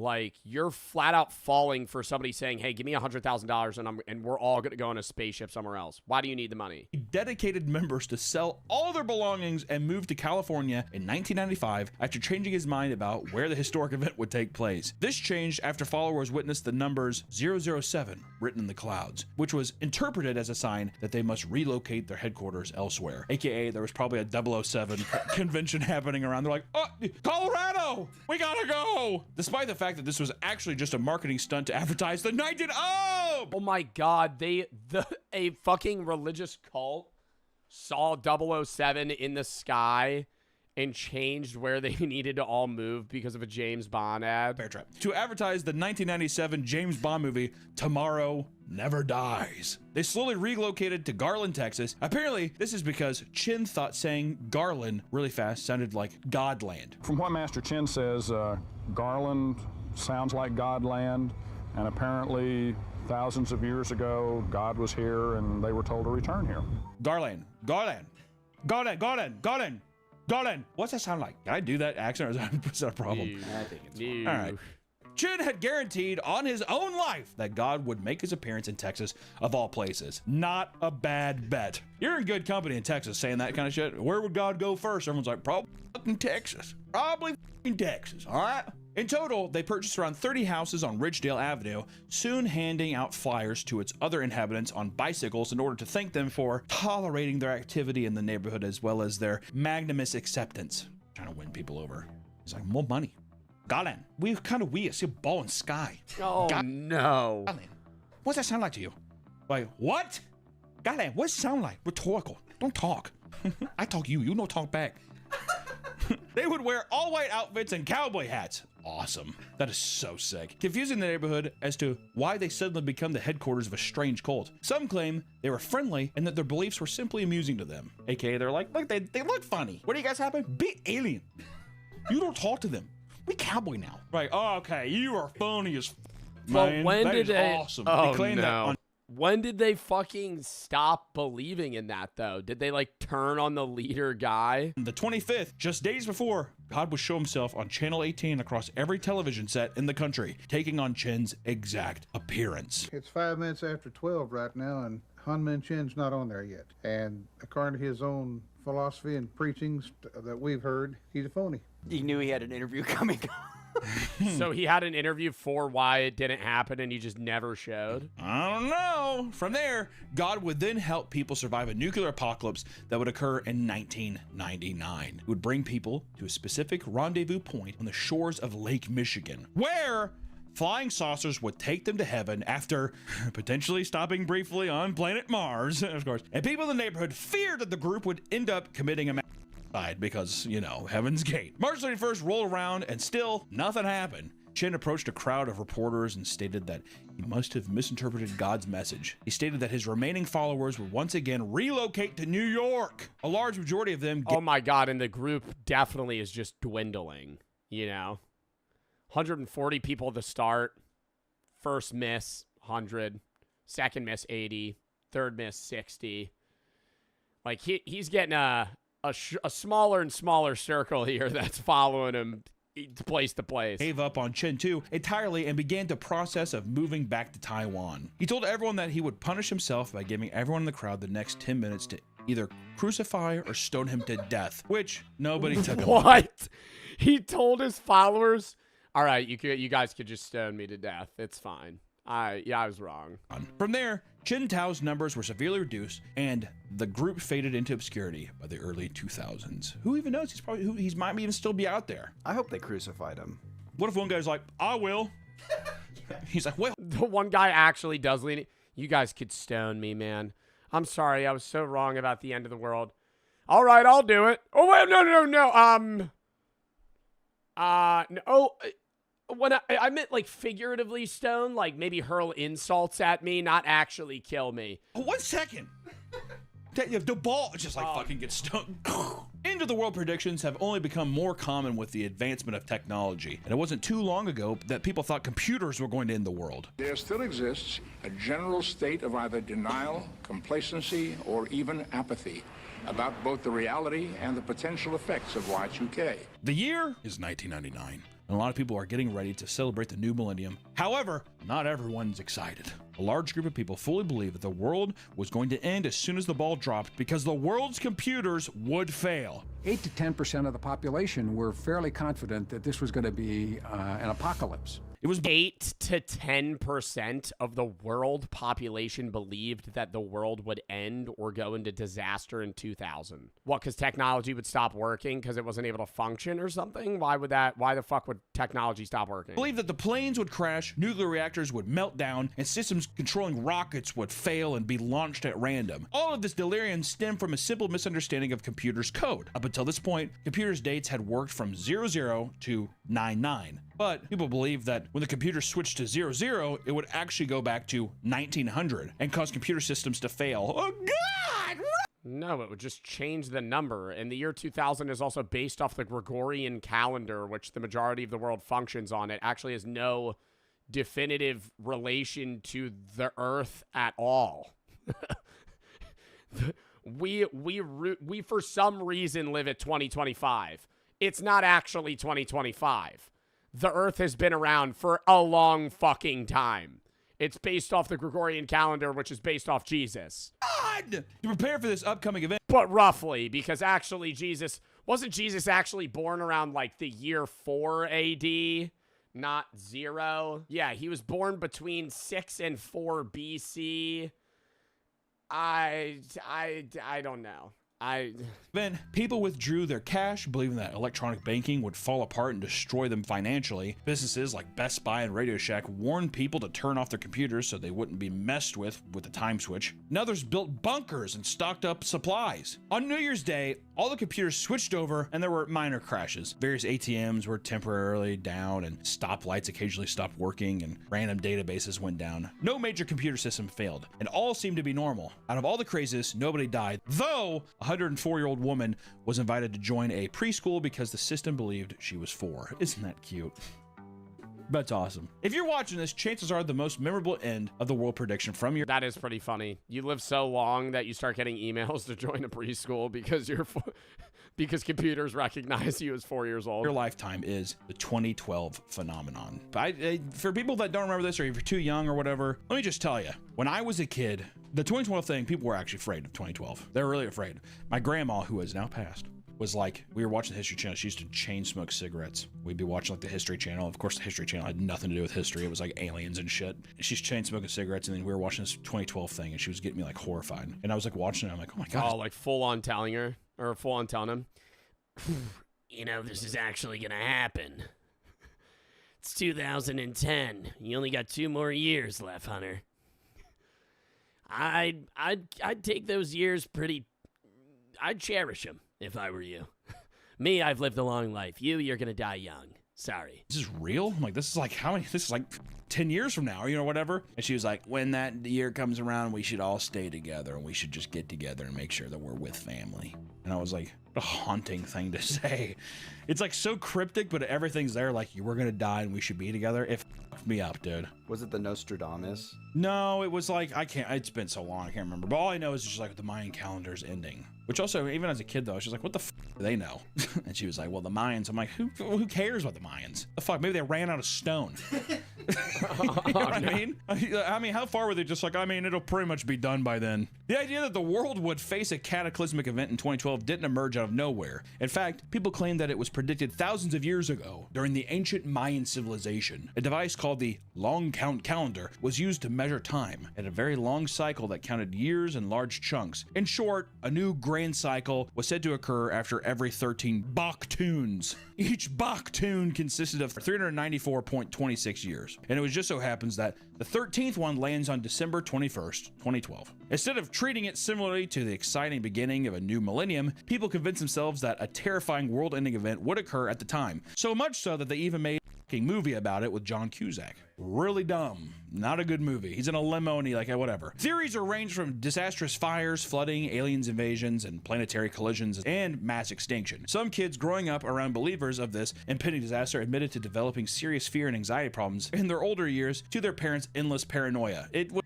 up. If you have said like, bro, but like the Mayans didn't even say the world was going to end. It was just their calendar reset. And then people were like, yeah, this definitely means the Mayans knew the aliens were coming and they were going to fucking kill everybody on Earth. The worst thing you can do is tell your kid like, I'm really afraid. Because like as a kid, you're like, what? And they're like, you're fine. I'm afraid. Custom high-end doomsday bunkers saw a 700% rise. Yeah, as a parent, you got to just lie to your kid in that sense.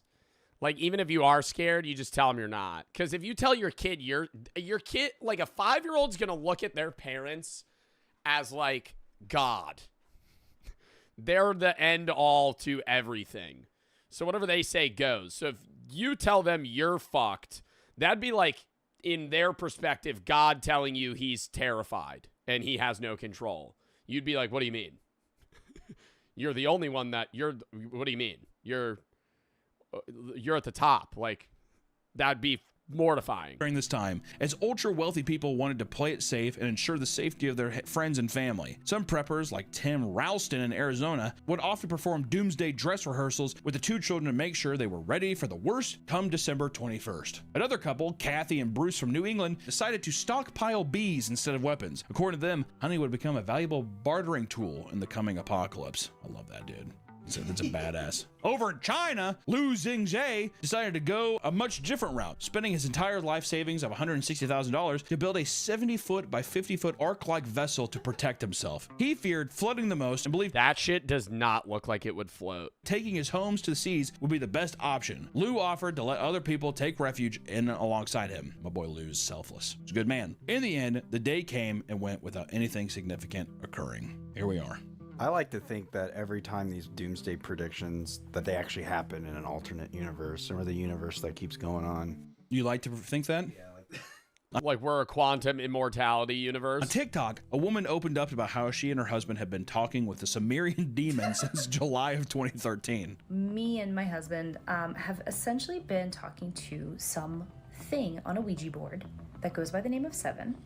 Oh, something on a Ouija board that goes by the name 7. Oh, wait, let's rewind. You and your husband were talking to a thing on a Ouija board made by Hasbro Games, who has been telling us that the world is going to end May 27th, 2025. TikTok rules, dude. She claims that one day the couple got bored and began to use a Ouija board, and out of nowhere, it began to talk to them in reverse binary. In the moment, we have no idea what. Bro, y'all are lame as hell. I'm so sorry. You and your fucking husband or boyfriend literally spent hours just fake moving a Ouija board around and fucking trying to decrypt what it was telling to you. This is so lame.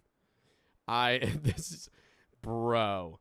She has a notebook of, dude, they probably sat by this Ouija board for like hours. What this means, we Googled it later. This is again, July 2013. And it turns out it's binary, but it's backwards binary. So in this way, it meant nothing. But when we reversed the numbers, it meant hello. Since that day, they began regularly communicating with the demon. Goddamn, they became friends with him. Yeah, I know. Yo, Rockschmaw, you there? Yo, Rockschmaw's funny as dude.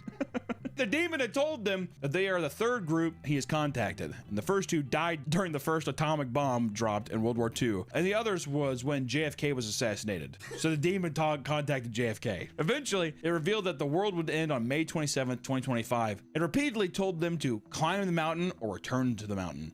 In Sumerian. She said that they revealed the secret to close friends and strangers once they were drunk. We have shared this with people.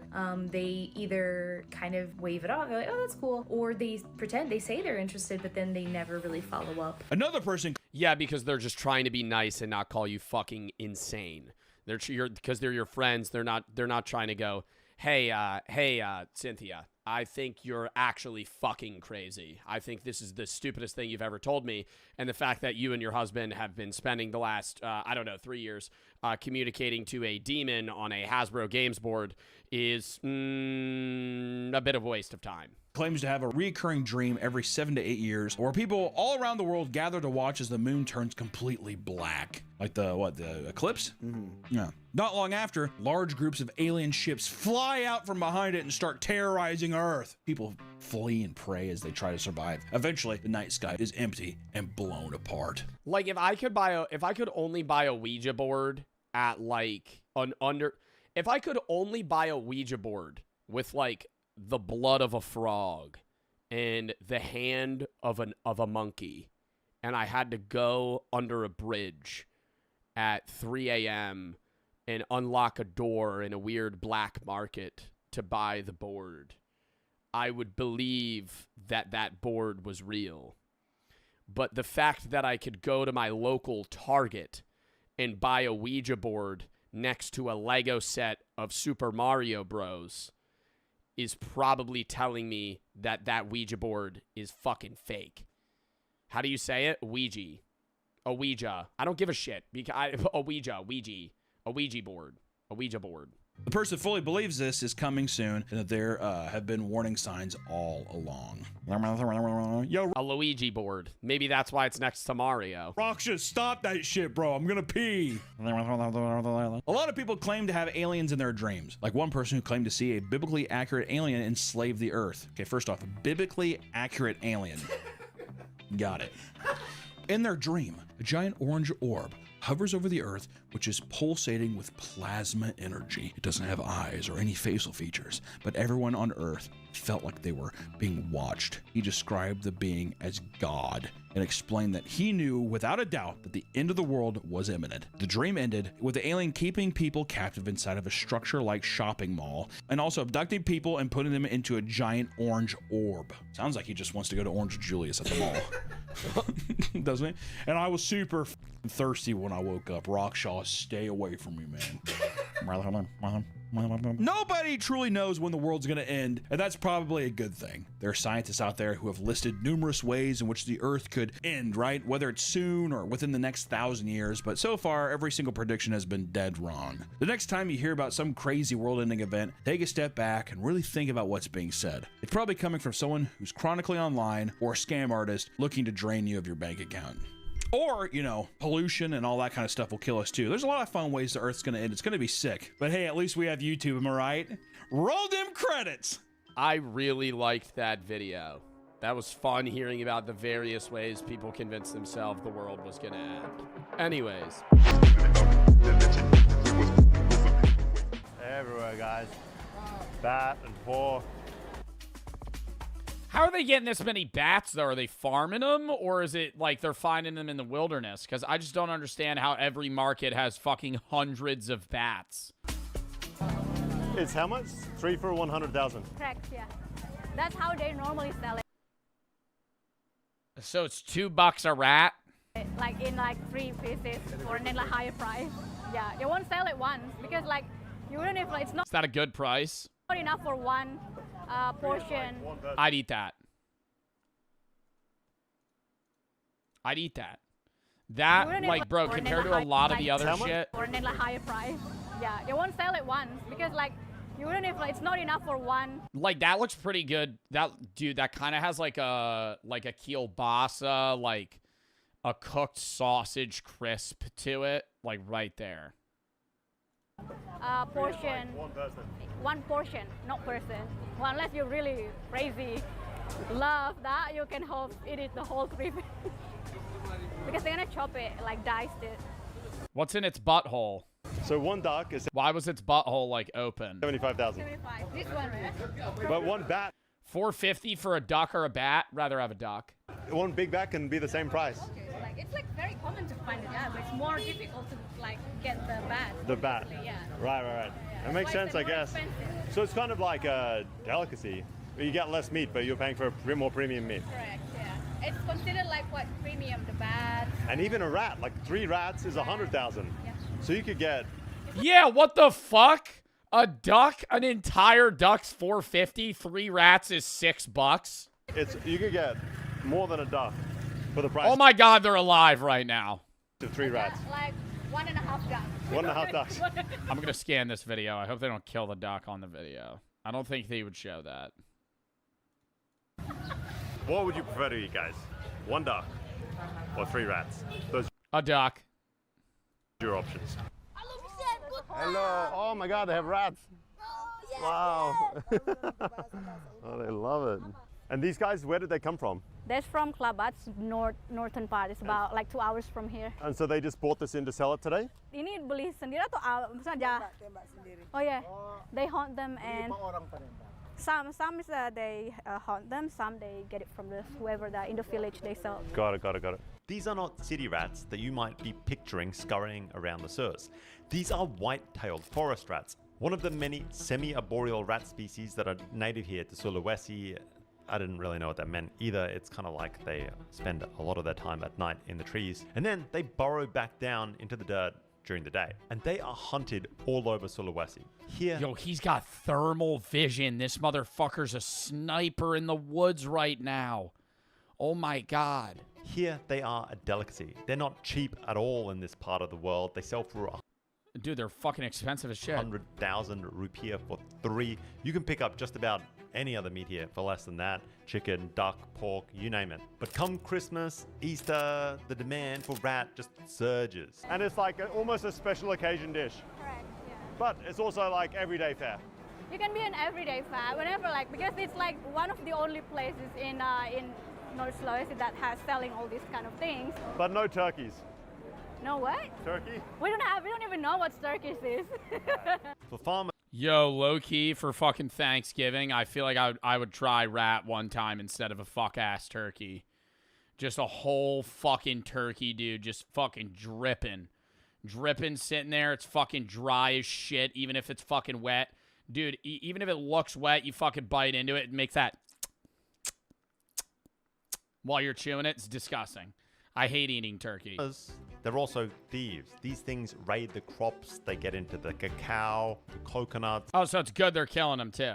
So hunting them becomes this kind of strange overlap. It's part pest control, it's protein, and it's a cash source wrapped all in one. And apparently they are hunted in every way you can imagine. Shotguns, air rifles, snares, dogs. It is just all fair game. Shotgun? I feel like you're fucking blowing that thing into red mist if you shoot a fucking rat with a 12 gauge.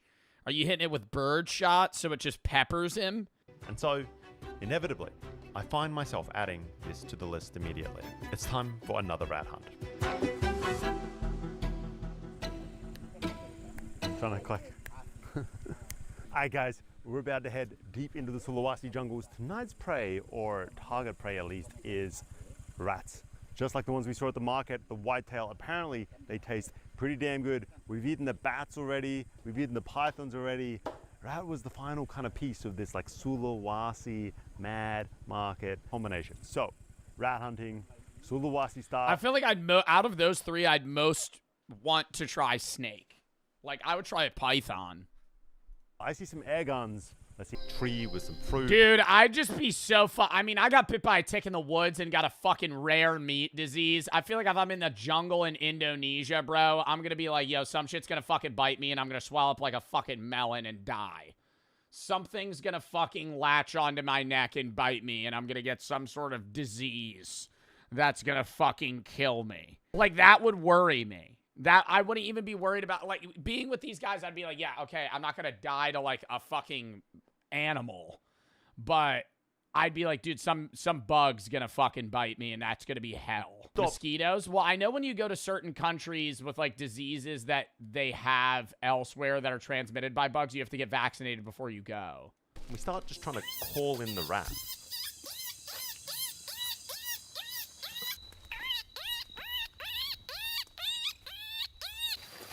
Alright guys, we are weaving our way through some much thicker scrub right now, heading up this hill.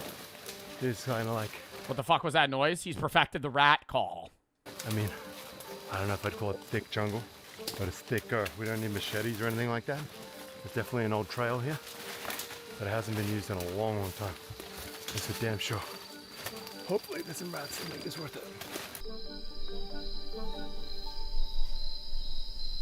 Must be like a horror game for rats. I think life is a horror game for any animal that isn't a human. And even some humans. If you're an animal that is not predatory, you're a prey animal, your life is a horror game. You will never die of old age. You will always die a gruesome death. Like, genuinely think about it. Maybe a few would have like a heart attack or some shit and die. But, like, mostly all animals that are prey just at some point either get eaten and die, or they survive long enough to where they start getting really old, can't function anymore, get eaten and die. Oh, he's about to clip his ass. I didn't know they climb up trees. I feel like I shouldn't show him shooting it. These are the same kind of species. Yo, that thing starts twitching on me. I'm going, oh! All the guys would make fun of me around there. I know it, dude. If it started having death throes. And certainly they're not eating city rats or anything like that. It behaves. Like it started fucking clawing at me. It behaves almost like a possum or something. It is way up there in the trees. We're only scouting the rooftops. So I don't think this is the kind of thing that you're used to seeing in, I don't know. Oh, no, I would assume they would have lived on the ground. They're all in the fucking tree branches. Average household. It is one big, gnarly looking thing though. And took a few shots to get it down, but there she is. Look at that. It's like white-tailed, crazy looking creature. Possum? I would rather eat rat. I would rather eat rat and snake, maybe bat over possum. I think out of any animal, possums would taste probably bottom 5. They are like sewer gross animals. Like, they don't live in the sewer, but they're disgusting. Like, possums live in their own filth. They fucking play dead. They're like the only North American marsupial. Their kids like latch onto their back. They're always covered in like fucking poop. It's disgusting. That's essentially the process. Put in some miles, find a promising spot, put in a call, and see if you hear something back or see some movement. We spotted a little one, but they don't shoot him. They want him to grow into a big fat rat for eating later. And we do this trick where we keep turning off the lights and trying to call, but failing so far. But it's fun. Along the way, we're taking stops, quick smoke breaks, swapping a few stories, and then just getting back on the move.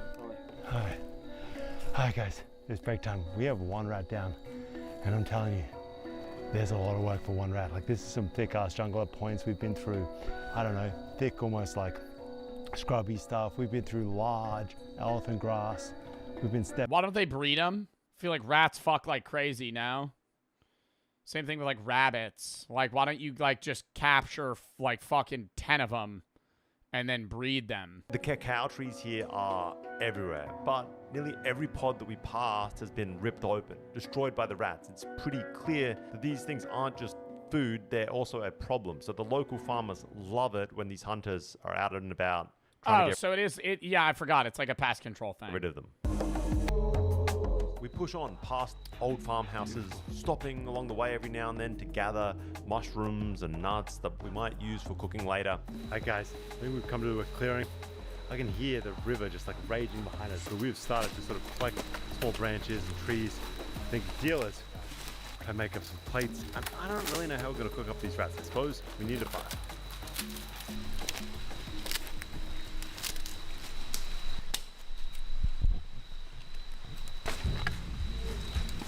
To begin the cooking process, the rats... I would be so nervous to start a fucking controlled fire in the middle of a jungle. Like, I know I would burn that shit to the ground. We have 2 rats just kind of roasting on sticks over this fire right now, deep in the Sulawesi jungle. And they roast away until every last hair has kind of been singed off.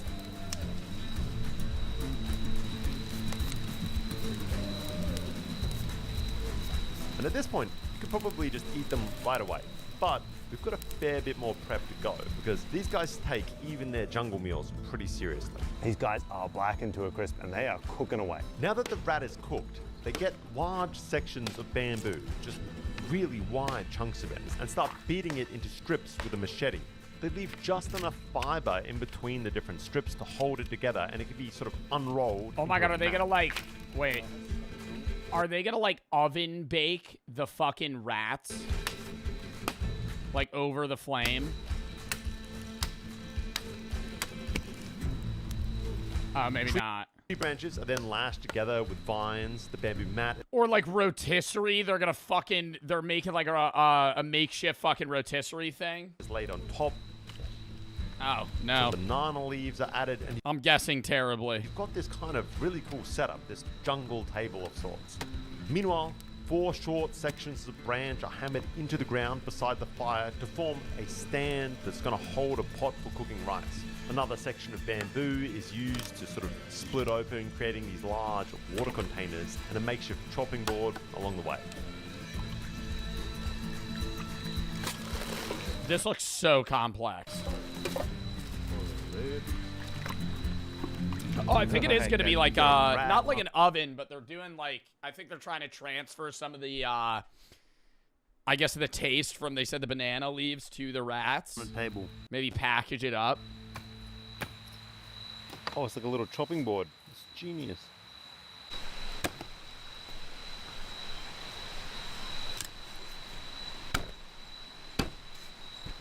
The rats are chopped into pieces. They're given a good rinse to just wash off that ash.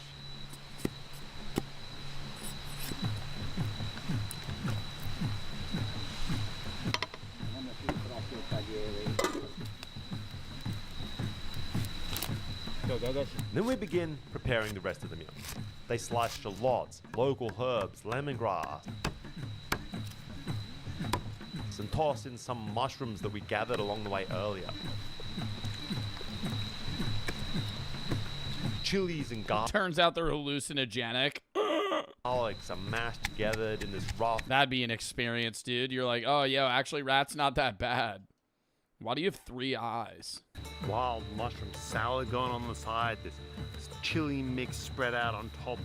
Oh, yeah, dude. They're doing a whole fucking buffet. Kind of a wild dressing, but I'm digging it. Fireside. If you were telling me I was going to be eating this in the Sulawesi jungle not that long ago, I wouldn't have believed you. This looks pretty damn good. And everything just kind of gets mixed together with a pinch of salt. And I sort of thought this was it. It was kind of like some jungle rat salad. But no, there's more cooking ahead also.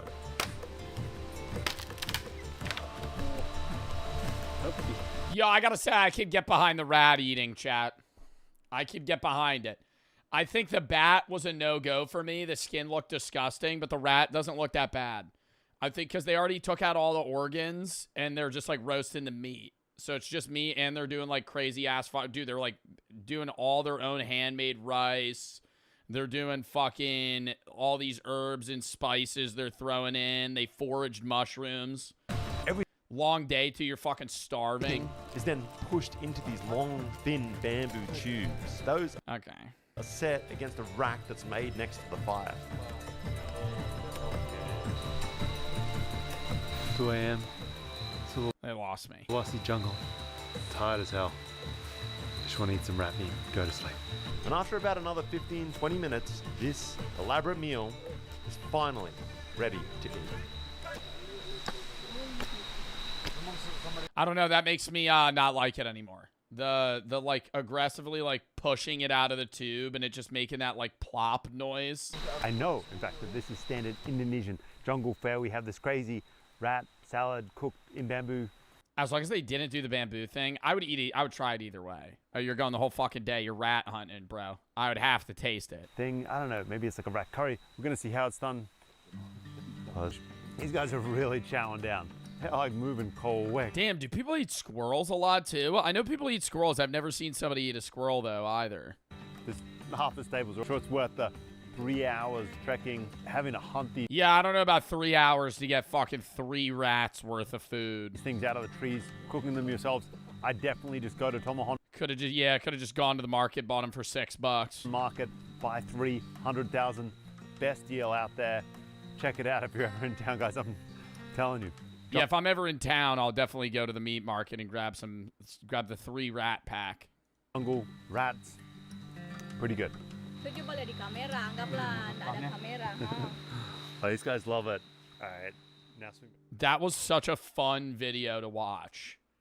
Like that took some turns I did not think it would take. When it was just the meat market, I was like, oh, they're probably gonna sell like poisonous animal. No, it's just bats and rats. Chat, I gotta piss real quick, then we're hopping to the next.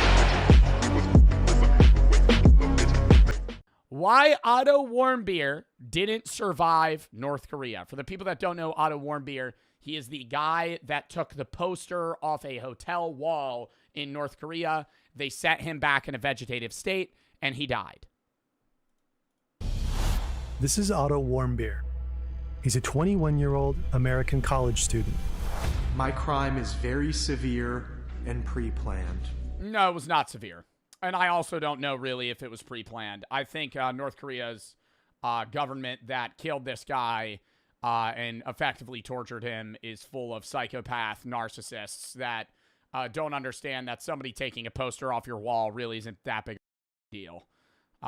You probably could have charged him for it. I think any other hotel would maybe get him for like vandalism, and it would be like a petty crime, petty theft, but not to the point where he has to be on a big news station and he's fleeing for his life. Travel agency.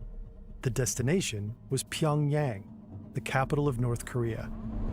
On the early morning of January 1st, 2016, I committed my crime aimed at harming the work ethic and the motivation of the Korean people. Are we serious? Are we serious? Yo, they wrote that out for him to say. There's no way. I aimed at harming the North Korean people's work ethic. He took a poster off a wall, bruh. You're acting like he took a on Kim Jong-un's statue. After a night of partying, he allegedly took a poster from the hallway of his hotel. Shortly after, he was detained for perpetrating a hostile act against the Democratic People's Republic of Korea. I understand the severity of my crime. Now he's here, trying to save his life, at the mercy of a totalitarian dictatorship. I have been very impressed by the Korean government's humanitarian treatment of severe criminals like myself. And if Are we dead ass? Dude, when he got off the plane, that motherfucker got wheeled out. They put him in like a coma borderline. Are we serious? I respect how nice they've been treating me. When he got back, he died. They're very fair and square legal procedures in the DPR Korea. A communist regime that nurtures a deep hate for America. The United States administration already knows about my act through the CIA. And yo, I actually always used to say that I would go to North Korea if they let Americans go there. I'm now changing my mind because I know they would kill my ass. I have talked so much shit about Kim Jong-un and North Korea in general, like so much shit. I couldn't pull up and be like, hello, I love your country. There's no prisoner camps here. You're not killing your people. You're a great leader. Your people aren't malnourished. No, you invented the hamburger. Oh, wow. Oh, your father invented the hamburger. Sorry. Wow. Really? Yeah, you just came up with the idea. Connived at my crime. Soon, the case of this college kid will escalate the already tense relationship between two nuclear powers. North Korea best not make any more threats to the... And I also, bro, I gotta say, it's not, there's no feeling bad for Kim Jong-un, but like, Kim Jong-un is definitively a product of the environment he grew up in. Like, Kim Jong-un would be a regular guy if he had not grown up with his father being a psycho dictator that spoiled him and like ensured that he would be the leader of his nation. Like, his son, Kim Jong-un wasn't even supposed to be the leader of North Korea. His older brother was supposed to. But his father called him a pussy and said that he couldn't lead because Kim Jong-un was better and like capable of doing that shit because his older brother was too into music and was too womanly or something. Like, Kim Jong-un was literally manipulated from the second he was a child to be the leader of North Korea. United States, they will be met with fire and fury. Otto Warmbier, at this point, has no idea what he is about to face. An American is being held captive in North Korea. He was sentenced to 21 years of hard labor. Those prisons are rough places. If something very bad happened to him. Americans' fateful trip to North Korea. Complete failure to recognize fundamental human... And I mean, dude, you're not even thinking, like, not only is he in North Korean prison, he's in just foreign prison, which is already terrifying. Like, imagine you're a guy that only speaks English, and you get imprisoned in China. You're in jail or prison, and no one speaks the same language as you. Like, maybe in China they would. In North Korea, no one speaks English because they hate English. They hate Western ideologies. So you're literally just like getting screamed at. You don't know what's going on. Rights. The dreams of a young man. You're fucked. Destroyed by dubious charges from a ruthless regime. This very press conference might be his last chance to save his life.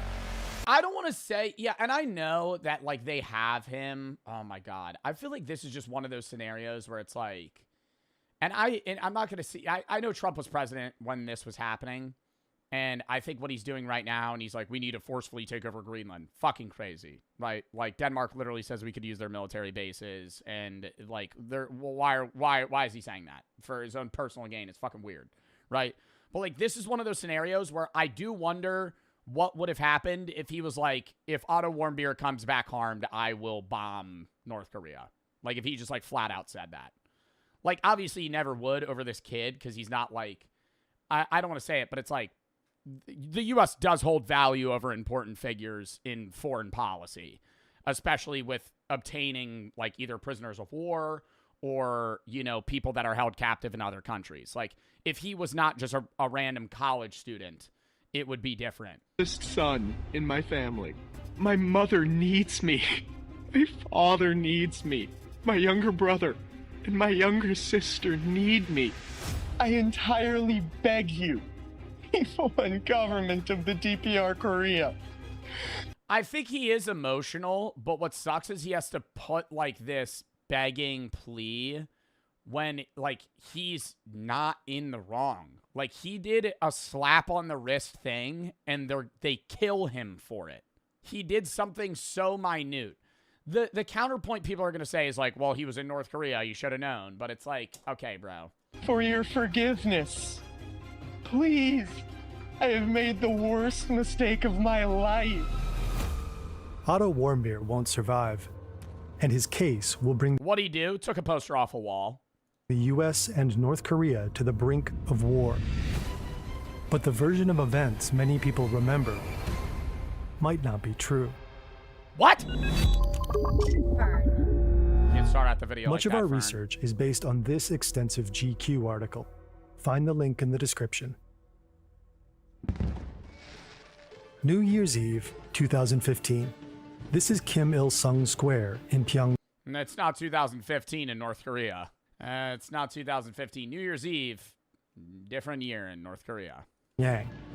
Thousands of North Koreans have gathered to watch the fireworks and greet the new year. Among them is a group of tourists. These are people from Europe, Australia, and the US. They're here with a travel agency, and they booked a 5-day, 4-night New Year's party tour for $1,200. Otto Warmbier is one of them. I mean, that's crazy, dude, how much the country's changed since then that you were able to book a New Year tour in North Korea. New Year's party tour for $1,200. Otto Warmbier is one of them. Now, after the fireworks, they return to their hotel, a 47-story tower located on a small island in the Taedong River. It boasts 5 restaurants, a bar, a sauna, a massage parlor, even a bowling alley. One of the restaurants revolves. Because of its location, people call it the Alcatraz of fun. During the tour, they'll drink at a fancy bar and eat at fine restaurants. And, on top, they get the full propaganda tour. They've already visited the 70-foot bronze statues of Kim Il-sung and Kim Jong-il, the country's first 2 dictators. They're regarded as near holy figures. State propaganda has it that when Kim Jong-il was born at the site of a holy mountain, a double rainbow and a glowing new star appeared in the sky. Today, his birthday, the Day of the Shining Star, is a public holiday. Citizens spontaneously salute the massive statue. Yeah, and they have his dead body in a fucking box. Or some shit. It's either him or his son. They have his dead body in a box that they, like, fucking visit. Or some shit. It's fucking weird. Homage. Yeah, he's in an eternal Propaganda slumber. is everywhere. Billboards show images of missiles striking the U.S. Capitol. Other posters sport slogans like, "Let's arm ourselves strongly with Kim Jong-il's patriotism." Disrespecting the communist dynasty can get you in big trouble. According to GQ, the Database Center for North Korean Human Rights confirmed a case of a factory janitor being prosecuted for bumping such a picture off the wall so that it fell and broke. Otto and the other tour members need to be careful. One wrong move, and they could face harsh punishment. Otto was raised in a suburb outside Cincinnati, Ohio, the oldest of 3 siblings. In high school, he was popular, athletic, and smart. At both prom and homecoming, he was crowned king. Speaking at his high school graduation, he quoted Andy Bernard from The Office. "I wish there was a way to know that you're in the good old days before you've actually left them." Now, he's majoring in finance. Halfway through his junior year, he decides to do a winter break adventure to North Korea. It makes sense. He'll be studying abroad in Hong Kong in the spring. In 2015, the State Department's travel advisory for North Korea is clear. It recommends against Americans traveling there at all. On the other hand, the website of Young Pioneer Tours, Otto Warmbier's travel agency, said that traveling to North Korea was, quote, extremely safe. The tour operator specializes in taking... Yo, that's literally cap. Like, if you, even in 2015, if you landed in North Korea and you just went, fuck Kim Jong-un, arrested. You to destinations your mother would rather you stay away from. Kim Jong-un is both fat and stupid, arrested, dead. Parents had their concerns. But, as Cindy Warmbier later said, why would you say no to a kid like this? Early in the tour, the group is visiting this ship, the USS Pueblo. The North Korean military captured it. I'm not suicidal. In 1968. The North Koreans claimed it had entered their territorial waters. I gotta rewind. Captured it in 1968. The North Koreans claimed it had entered their territorial waters. Now, it's a tourist attraction. When the North Korean tour guide explains that the ship was seized from the United States, he doesn't say the... Yeah, and they always go, oh, with North Korea's might. With North Korea's might, we took hold of the ship. The very weak Americans died trying to fight us, and now we use it as a showcase that we're much stronger. Yo, we could flatten your country.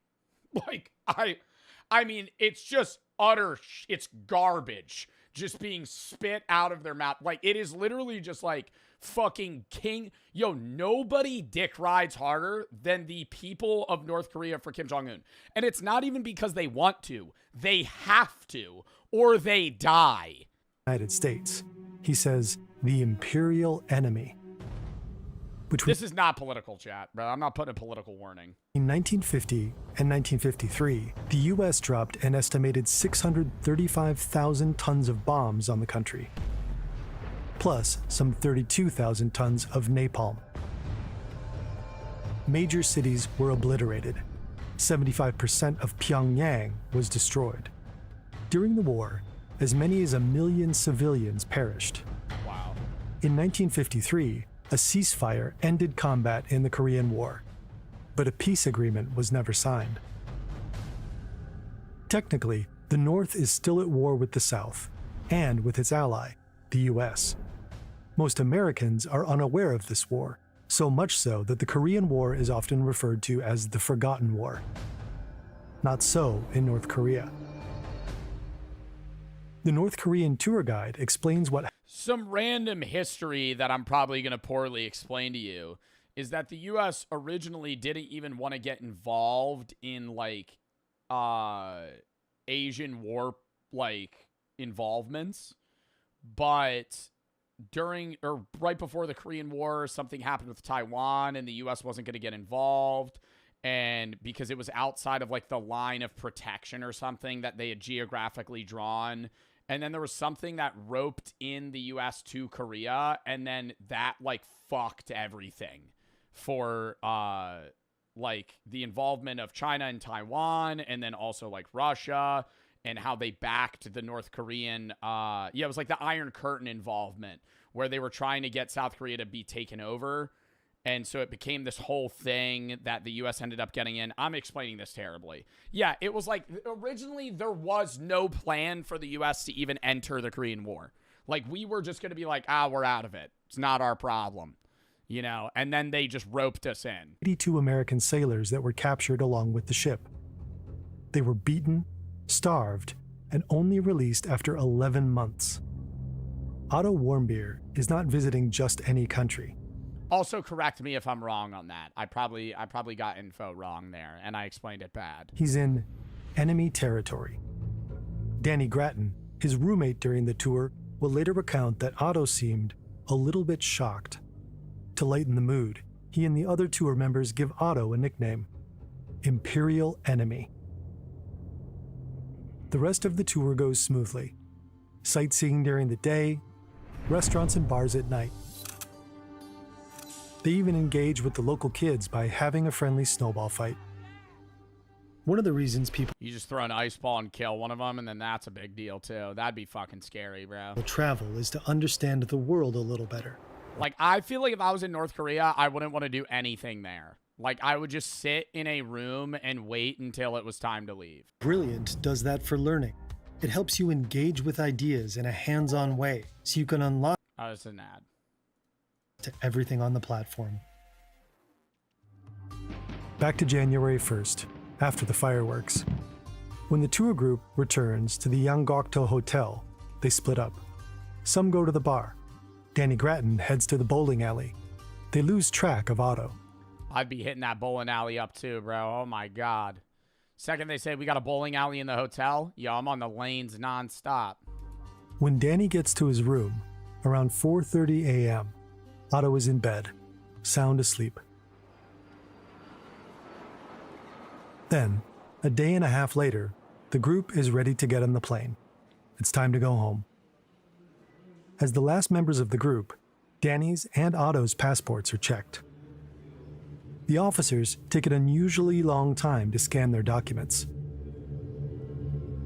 Then Otto feels a sudden tap on his shoulder. There are 2 North Korean soldiers behind him. They lead him away. Danny doesn't think much of it and jokes, "Well, that's the last we'll ever see of you." Oh my God, and that actually was the last time they saw him. I wonder if he would be able, like, was there anything he could have told them that would have them let him go? Because, like, they know he took the poster. So is there anything he could have said that would have been like, even if he was like, I love this country so much, I wasn't trying to commit a crime, I just wanted to have this poster as a memento because I'm too poor to ever come back here, and this is just something that I really wanted to, like, know. Even then, it just doesn't matter. You stole it. Months later, Otto is standing trial in North Korea's Supreme Court. He's accused of... I was going to start a North Korean worship cult in the United States, and this was going to be something that I wanted to spread North Korean ideologies to the United States. Like, even if you were saying some shit like that. Violating Article 60 of the DPRK Criminal Code, state subversion. The central piece of evidence is this CCTV footage. It's time-stamped. The early hours of New Year's Day, 2016. It shows a staff-only area in the Yanggakdo Hotel. A shadowy figure removes a poster from the wall and appears to set it on the ground. Oh, he was in a staff-only room? Do you think they would have noticed if he had taken something from the hotel? That's what I know this is in the hotel, but I'm saying his room. Like, that's more what I would have tried to do. Like, if I was going to take something, like something from the room. The poster looked like this, a propaganda poster, and it contained the Supreme Leader's name. Let's arm ourselves strongly with Kim Jong-il's patriotism. To remove it from the wall is a serious crime, a bid to impair the unity of North Korea's people. And that shadowy figure? According to the prosecutors, that is Otto Warmbier. The trial only lasts an hour. The Young Pioneers' North Korean tour guide testifies against Otto. A second witness takes the stand, an employee who says they noticed the poster had been taken from the wall. Otto's belongings are presented as evidence, and fingerprints are shown on a flat-screen TV. But most of the supposed evidence came from Otto's confession 2 weeks earlier. Here, he goes into the details. Oh my God, don't tell me he actually didn't take the poster and they just framed a random guy. On January 1st, 2016, New Year's Day, I committed severe crimes against both the people and the government of the DPR Korea. The task was given by the Friendship United Methodist Church. At the encouragement of the Z Society and the connivance of the United States administration. He's saying that the U.S. government and the Methodist Church implored him to take the poster. Did he take it or did he just put it down? Like, I don't understand. I came to commit this crime task. The full story goes like this. His friend's mother, a deaconess at the Friendship Methodist Church in his hometown of Cincinnati, Ohio, instructed him to deal a blow to North Korea by stealing an important political slogan to be hung in her church as a trophy. As a reward, he'd receive a used car worth $10,000. Were he to be detained, the church would pay his family $200,000. The aim of this crime was... Oh, wow. So this was literally just all set up by North Korea, and they just framed a guy to, like, say that he was conspiring against the state. To harm the work ethic and motivation of the Korean people. He told his mother about his plans. She cried and said not to do anything dangerous. I considered less, not wanting to hurt my mother. But since then, I received several alluring pressures from the Friendship United Methodist Church, leading me to finally decide on my crime attempt. He then shared his plans with a member of the Z Society, a secret society at the University of Virginia that Otto wanted to join. He'd heard all of its members go on to get high-paying jobs. He promised if I was successful, he would help me gain membership in the Z Society. Finally, he decided to do it. After I planned in detail to accomplish my plan.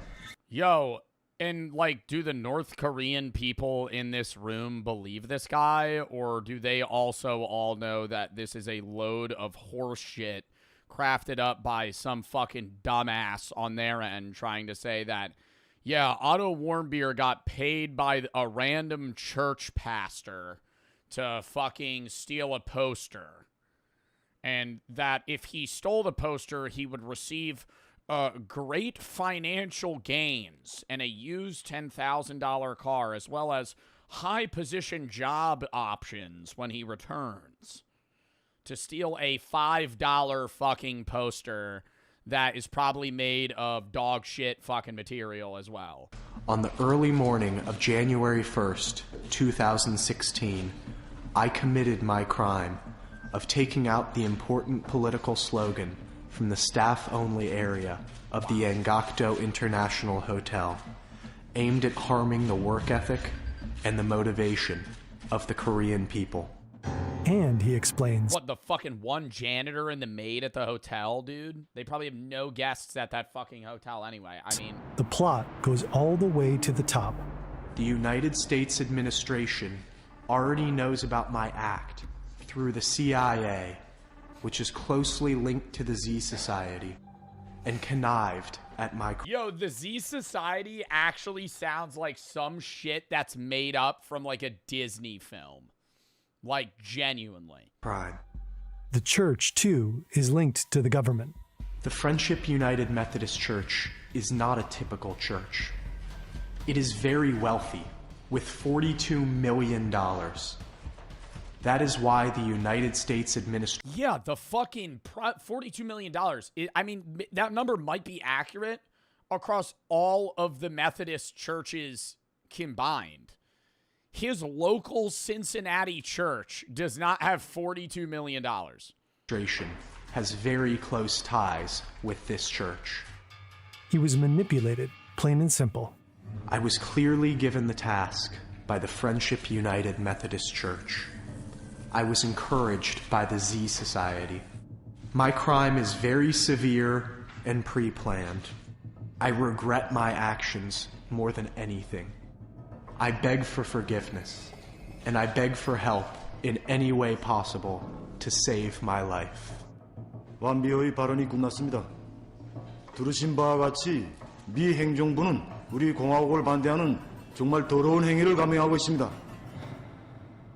Experts agree that Otto Warmbier's confession seemed quite obviously coerced and staged. Yeah. What? I mean, yo, how, dude, even the average North Korean person watching this, there's no way that they don't know what Methodists are. Like, I think they're just going, oh, the religion in the United States. Yeah, they always say religion's bad here. Ooh, they're conniving against us. Has a history of coercing confessions, and the U.S. accused North Korea of broadcasting this one for propaganda purposes.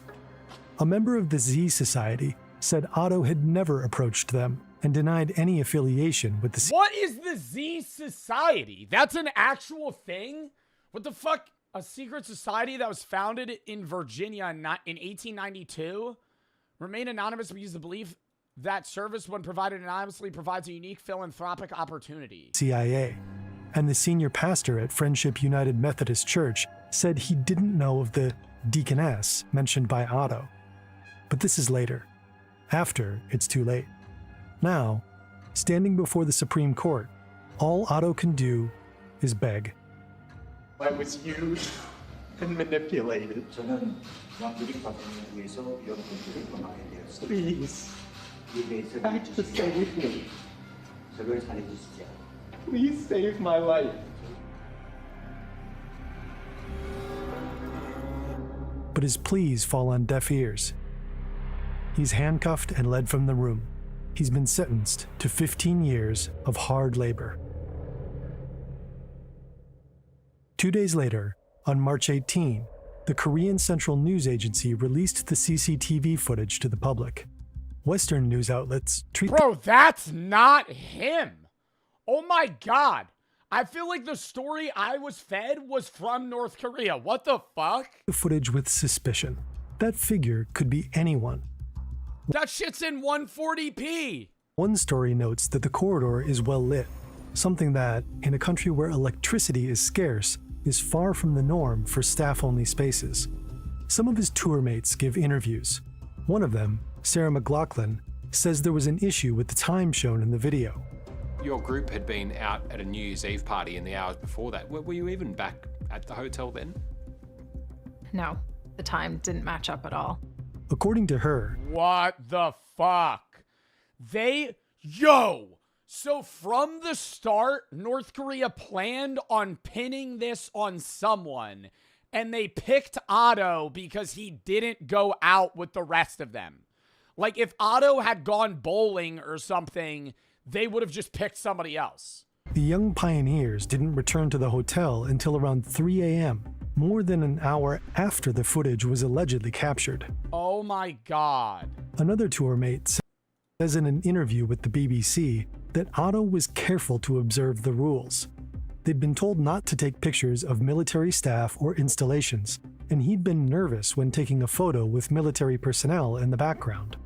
Men for mig giver det simpelthen ikke mening, at den samme fyr, som stod og var så nervøs over at få taget det her ene billede, som måske var lidt på kant med det, vi havde fået at vide, vi måtte, så skulle kunne drikke sig så fuld og forvandle sig til et helt andet menneske nærmest, og så bare jorde op og prøve at stjæle et banner. His roommate, Danny Grattan, also doubts that it was Otto.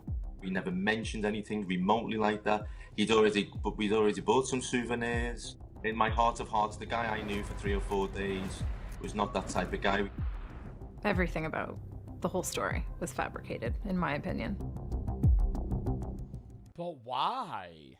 Otto's parents, Fred and Cindy, turned to the Obama administration for help, but the war Oh, was Trump not president at this time? Warmbiers later said they were advised to keep quiet. According to GQ, Robert King, the special envoy for North Korean human rights issues, warned that drawing media attention to the ordeal might anger the regime. Oh my God, and then they would just kill him. I don't even think that's bad, the government, because my point was like, if Trump was president, I feel like he'd be like, I'm just going to kill you guys, give him back. But then they would just kill him. King warned Warmbiers to expect a marathon, not a sprint. He recommended the family be quiet to avoid antagonizing the unpredictable regime. Media attention to the ordeal Yeah, because they could just do anything. might anger the regime. What makes it even more complicated is that the United States has never had a formal diplomatic relationship with North Korea. There is no U.S. embassy in Pyongyang. Yeah, so how are they even going to communicate? The Swedish ambassador serves as the liaison for Americans, but the Swedes' calls and emails are met with silence. The days turn to weeks, turn to months. Efforts at back-channel diplomacy are stymied. The issue is passed from one administration to the next.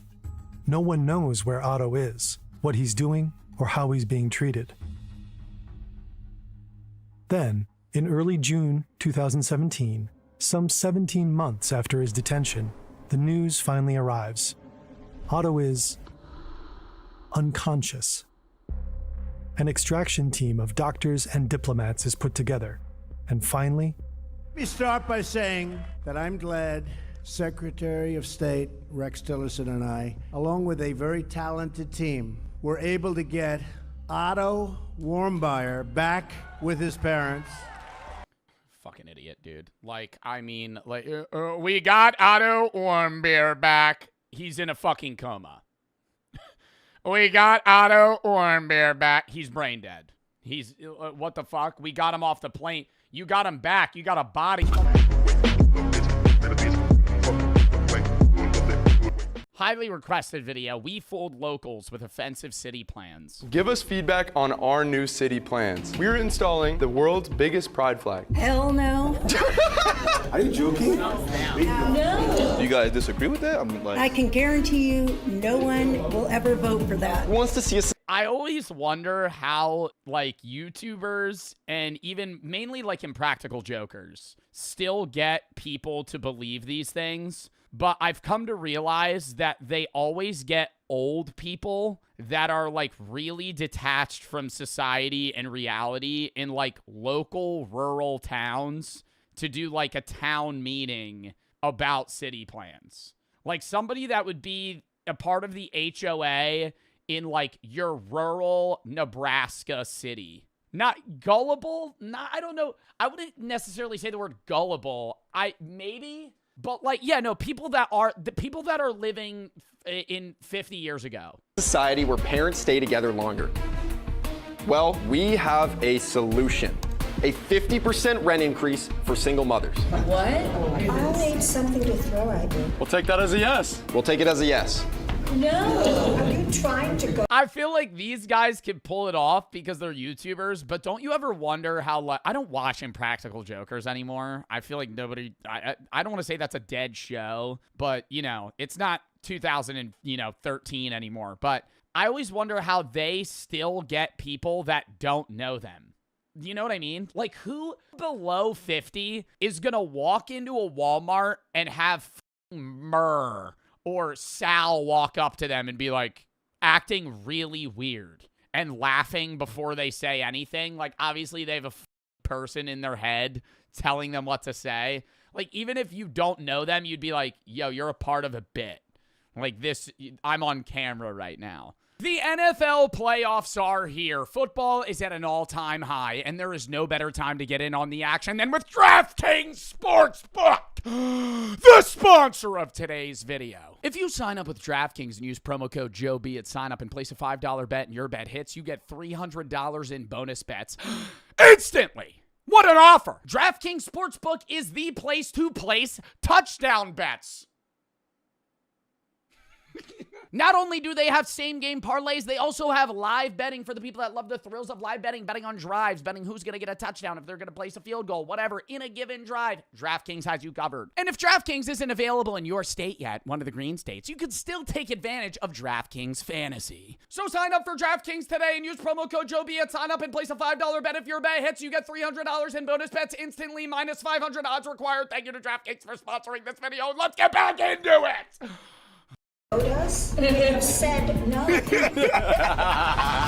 Disclaimer, everything said in this video is for entertainment purposes only. This does not represent us. Do not replicate or act upon any content shown. We invited local residents. Oh, so you don't think single mothers should have a 50% rent increase? Huh. Yeah. To attend what looks like a real city meeting where we're posing as officials presenting new plans that will affect them. But the catch is we're given extremely offensive ideas that we have to present no matter what. After the president, I would love to be a part of this. I feel like okay, no, here's the thing. I could never do the presentation. You would fold? Oh, 100%. I could not do the presentation. I would love to make the presentation. You know what I mean? Like, I'd love to be the guy that makes the slideshow of something that's just, like, obviously gonna get bad reviews or, like, a bad reaction. But I don't think I could ever stand up and just riff, you know? Stand up, read a presentation, click this next slide, and it's like, we're gonna ban gay people from, and I have to defend that. In front of a fucking town meeting of people that are just going to be appalled. Strangers will raise their hands if we convince them to support our new plans. And just like the Impractical Jokers, whichever team gets the fewest hands raised will face the terrible mystery punishment at the end. It's actually... So this is Impractical Jokers. This is...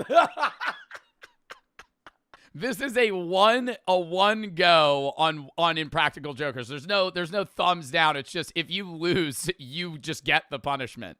I'm telling you right now, it's not good. It's not gonna be fun. Yeah, we're not doing all that. We're not doing all that. We're not gonna do all that. No. You guys can do terrible.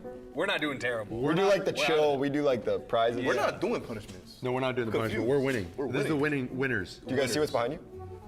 That's your presentation. That's your presentation we made. What do you know about your presentation? What about you? Don't know shit. Dude, I would just pull every buzzword out of the book of something that's controversial. Like, the presentation would just consist of, like, every single, like, buzzword that just gets people upset. You don't know shit about your presentation. They're fine. Is it that bad?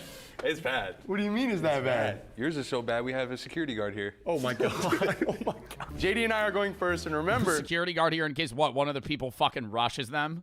We have no clue. Yeah, abortion. Yeah, dude, literally abortion, LGBTQ, Charlie Kirk, gun laws, immigration, DEI, just everything. Every climate change, minorities, religion. What they put on this presentation. Alrighty.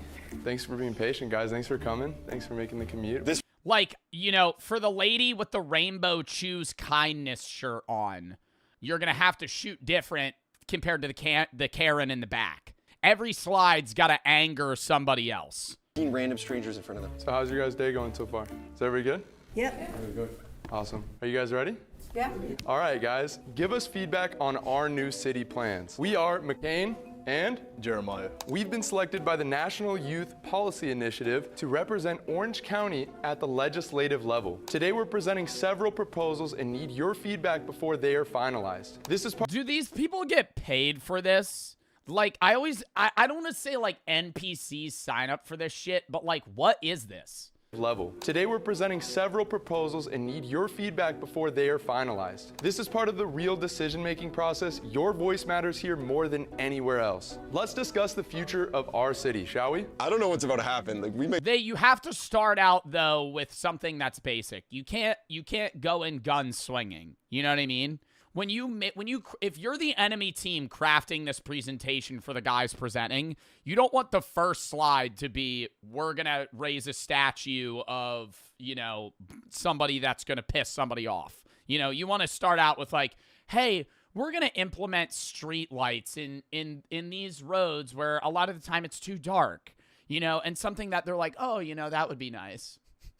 Then you go to something else that might be, kind of, edging it a little. That's kind of the wrong word, edging it, where it's like something that might be upsetting, but, you kind of get past it. And then you gotta, butter them up. Their press fucked. This is gonna be bad. Who here wants to see real economic growth and results in our city?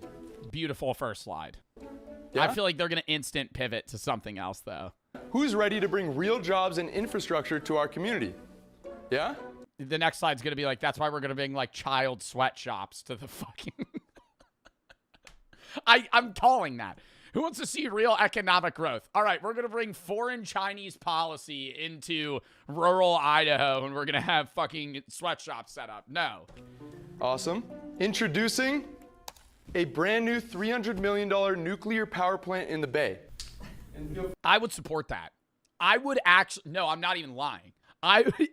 I would support a nuclear power plant. Dude, you know how fucking clean... That's like clean energy. No, you would not. Bro, nuclear power plants rarely blow up. Going nuclear energy is the fucking move. Good idea. No. I would say no. No. What if they melt down? Yeah, if the nuclear power plant melts down, I'm fucked. All right, yeah, sure. But that's probably not going to happen. No, it'll never fly in Orange County. I'm just telling you that now. It'll never fly. Never? Never. Ever, ever, ever fly. Yo, this is insane. There are different ways of getting in jobs. Okay. This is the quickest and easiest way. It is the... Bro, but nuclear energy, yo, I would stand on this shit in the crowd. I'd be like, yo, I fuck with that. Because nuclear energy is not only going to create jobs, but it's going to reduce electricity costs for the residents. Why would you not want that? Because it's nuclear and that's scary? There are different ways of getting in. The environment, nuclear power plants are good for... These people aren't against it because it's good or it's bad for the environment. They think it's bad for the environment. Jobs. Okay. This is the quickest and easiest way. It is the easiest way. Wrong. It costs a lot of money. You put a lot of lives in jeopardy. And I can guarantee you no one will ever vote for that. It's going to kill the wildlife. I would vote for that shit. Yo, this is not real. This is it, dude. This is huge. Let's go on to the next one. Is that... This one's yes, then? Yes? No. No. Absolutely no. No. Big no. Oh, but then when we say we're going to open a fucking Walmart warehouse, everybody goes, woo!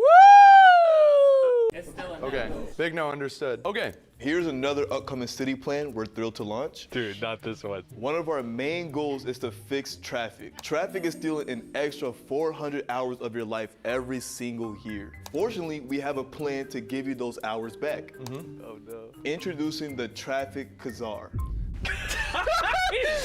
Kazar Czar. Actually illiterate. The Kazar.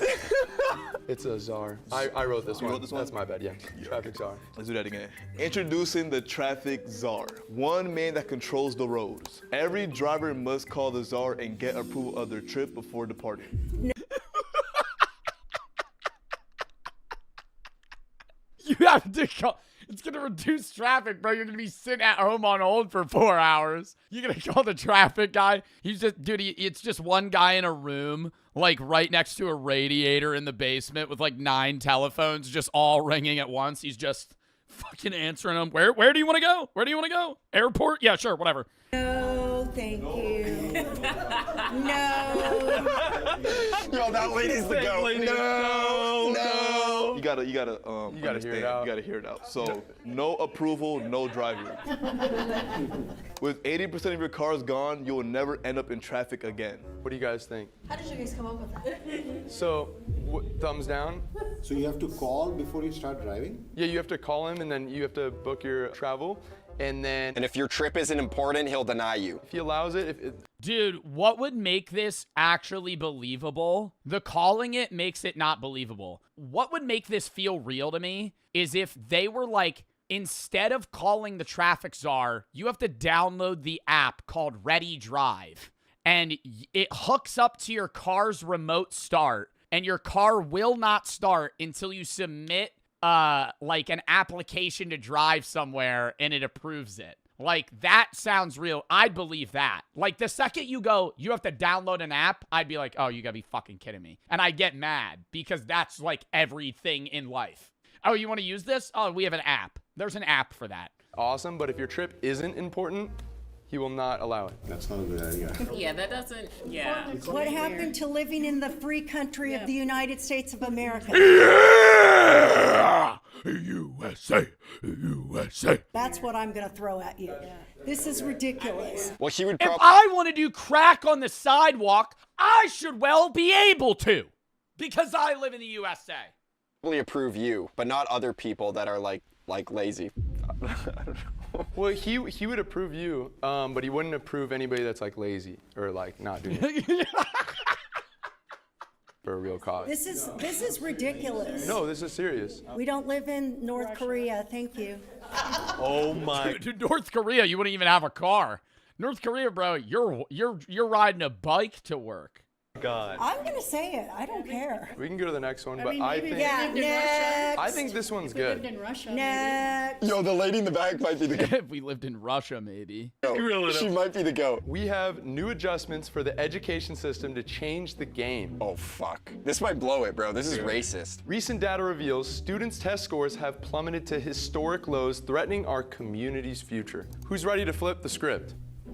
Well, let's see what you got. Let's make it happen by transitioning our teacher staff from our current diverse lineup to a selective high Oh my God, all Asian people?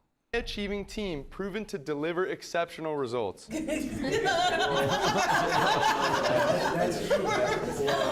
feedback? Let's not look at skin color and just look at the scores. No, these are literally the highest achievers. Yeah, we didn't look at skin color. They're actually the highest. They're literally the highest achievers in this area. They're very hardworking. Well, kids are usually, 7 hours a day at school. So, having really good teachers dramatically changed their life. You can have all the good teachers you want, but if you don't have an infrastructure and At home, money, It's not going to work. And all kids are at different learning levels, so there you go. Yeah. Do they speak good English? That's another Next.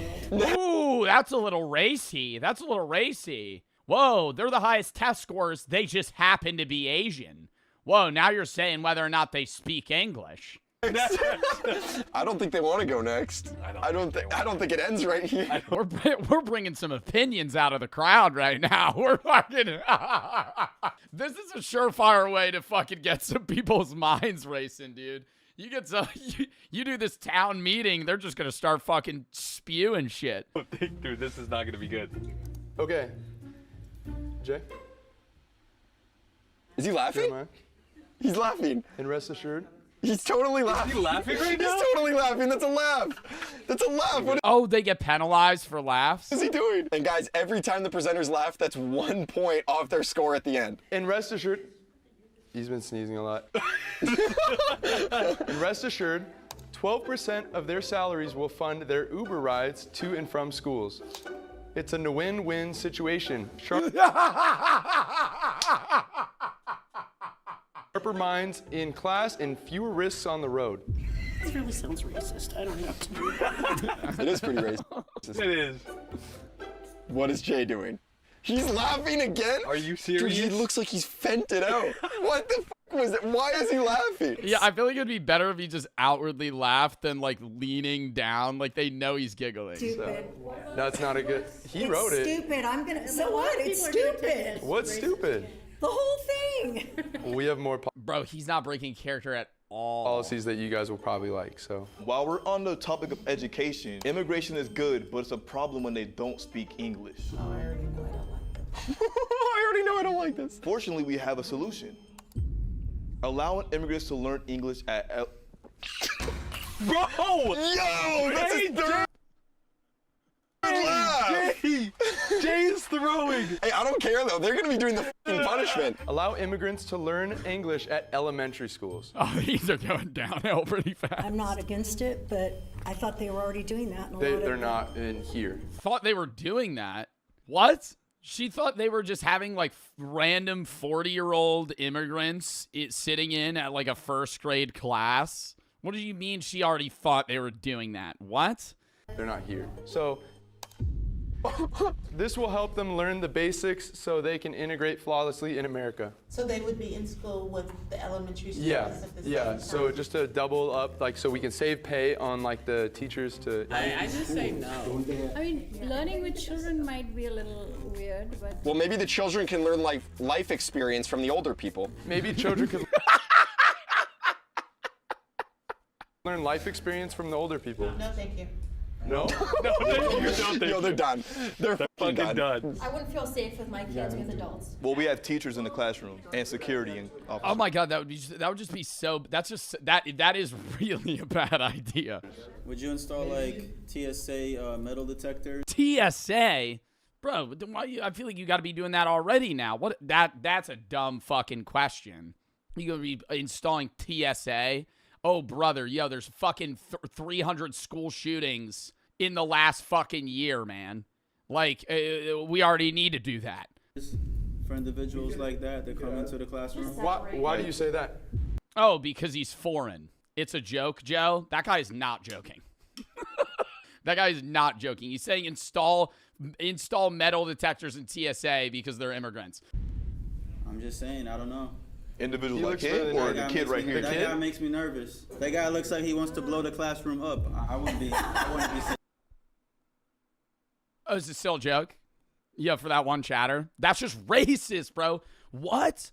Yo, that's actually wild. I feel like the crowd is saying more crazy shit than like these dumb presentation ideas they're putting forth. Nervous. That guy looks like he wants to blow the classroom up. I wouldn't be safe. No, I don't. Looks like he wants to blow the classroom up. I feel like he looks like, bro, what? He looks like he has money, if anything, if you're trying to fucking stereotype him off of like, what? Like, what do you mean it looks like he wants to blow the classroom up? That's absurd. I don't think he would do that. He's here to learn English. How do you know? He's just trying to learn English. How do you know? Dude, everyone is against them. I don't think they have anyone on their side here. That's good feedback then, right? Thank you guys so much. Seriously, this is amazing. It's no secret we have a homelessness crisis. Oh my God. Yeah, they're fucked. Have you ever had a sleeping homeless person blocking your path? Yeah, you see them, but You don't see them, but they're not blocking you. Some of us have and some of us haven't. What are you saying about this? Well, we have a plan to get homeless people off the streets for good. Yeah. Let's hear it. We'll make front yards public so homeless people They can just fall asleep in your yard and get off the streets. Oh, no. No, thank you. What about their neighbors? That would never work. you just making people's front yards their permanent homes? No. Not their permanent home. People don't pay and buy a house and property tax every year to have somebody sleep on their front yard. And where are they going to go to the bathroom? That's ridiculous. They're gonna go to the bathroom on the lawn. They'll probably use the bathroom on the lawn though, like a dog. Thumbs down. No. Thumbs down. Thumbs down on this one. Before we go, Bro, I feel like there's no way back to back. Like, they gotta have some good ideas in the middle. You know what I mean? Because this seems like by the third idea, I'd go, these people are fucking joking. You know? Like, this is a meme. If they had like one bad, two good, one really bad, I'd be like, okay, what? In the next city plan, we want to give in our city. Who wants to see harsher penalties for criminals? Yes. I do. Yeah. What? Harsher penalties for criminals? I think it depends on the person. I would rather see more reform input for criminals. I'd rather have criminals get help than just putting them in a worse situation to where when they come out, they want to commit more crimes. Because that's like the current U.S. prison system. Is like they get in, they aren't rehabilitated, they come out worse, and then they commit more crimes. Yeah, me too. Starting soon, the following crimes will now have a minimum fine of $500. Jaywalking. Littering, yeah, littering. I feel like that's, bro, when I see trash on the side of the road, that pisses me off. Not like trash like a tissue or like a cigarette butt. When I see trash on the side of the road, like somebody just threw a bottle out of their car window. Like, I'm not going to be some Karen and be like, oh, it's the end of the world. But it's like, bro, what? Like, it'll be like wrappers of stuff. Like, they'll eat food and just chuck it out the window. Just fucking keep it in your car and throw it away when you fucking get home. Littering. Loitering. What? That's like the cringiest crime. Loitering. Have a minimum fine of $5 stand without a permit. Operating a lemonade stand without a permit. That's really funny, though. Walking up to like a 6-year-old that's just trying to make, $10 on a weekend selling lemonade. Excuse me, sir. Do you have permission to be selling lemonade here? Have you gotten the city's permit? Ridiculous. Not for the lemonade. Not for the lemonade. Well, they don't pay taxes on that though. It doesn't matter. Hey, that's true. Hey, that's true. Hot dog stands got to be paying $1 million a spot at times. $1 million a spot in New York City. You're telling me this kid can be selling lemonade on the side of the road for free?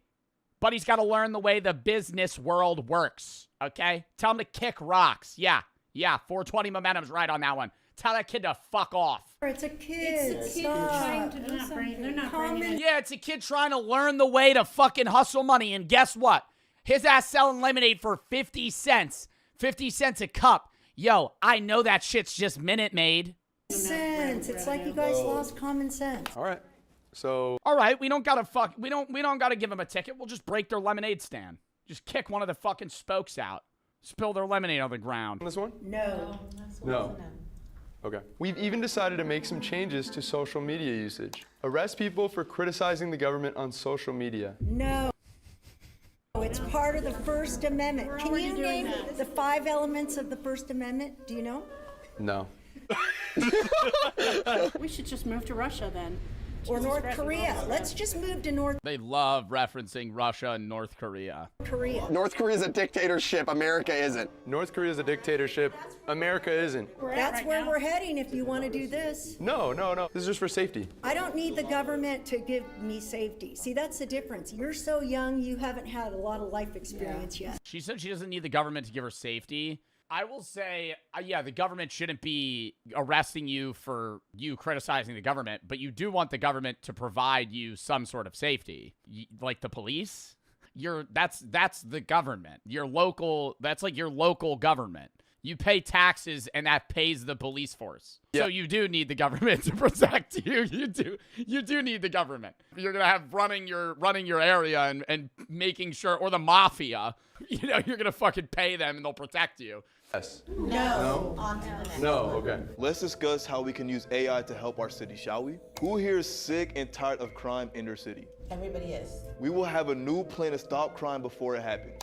Enlist AI police robots to predict crimes before they happen. No. Predict? No, thank you. Yeah, they can predict it. Yeah. No. This guy's vibing with it.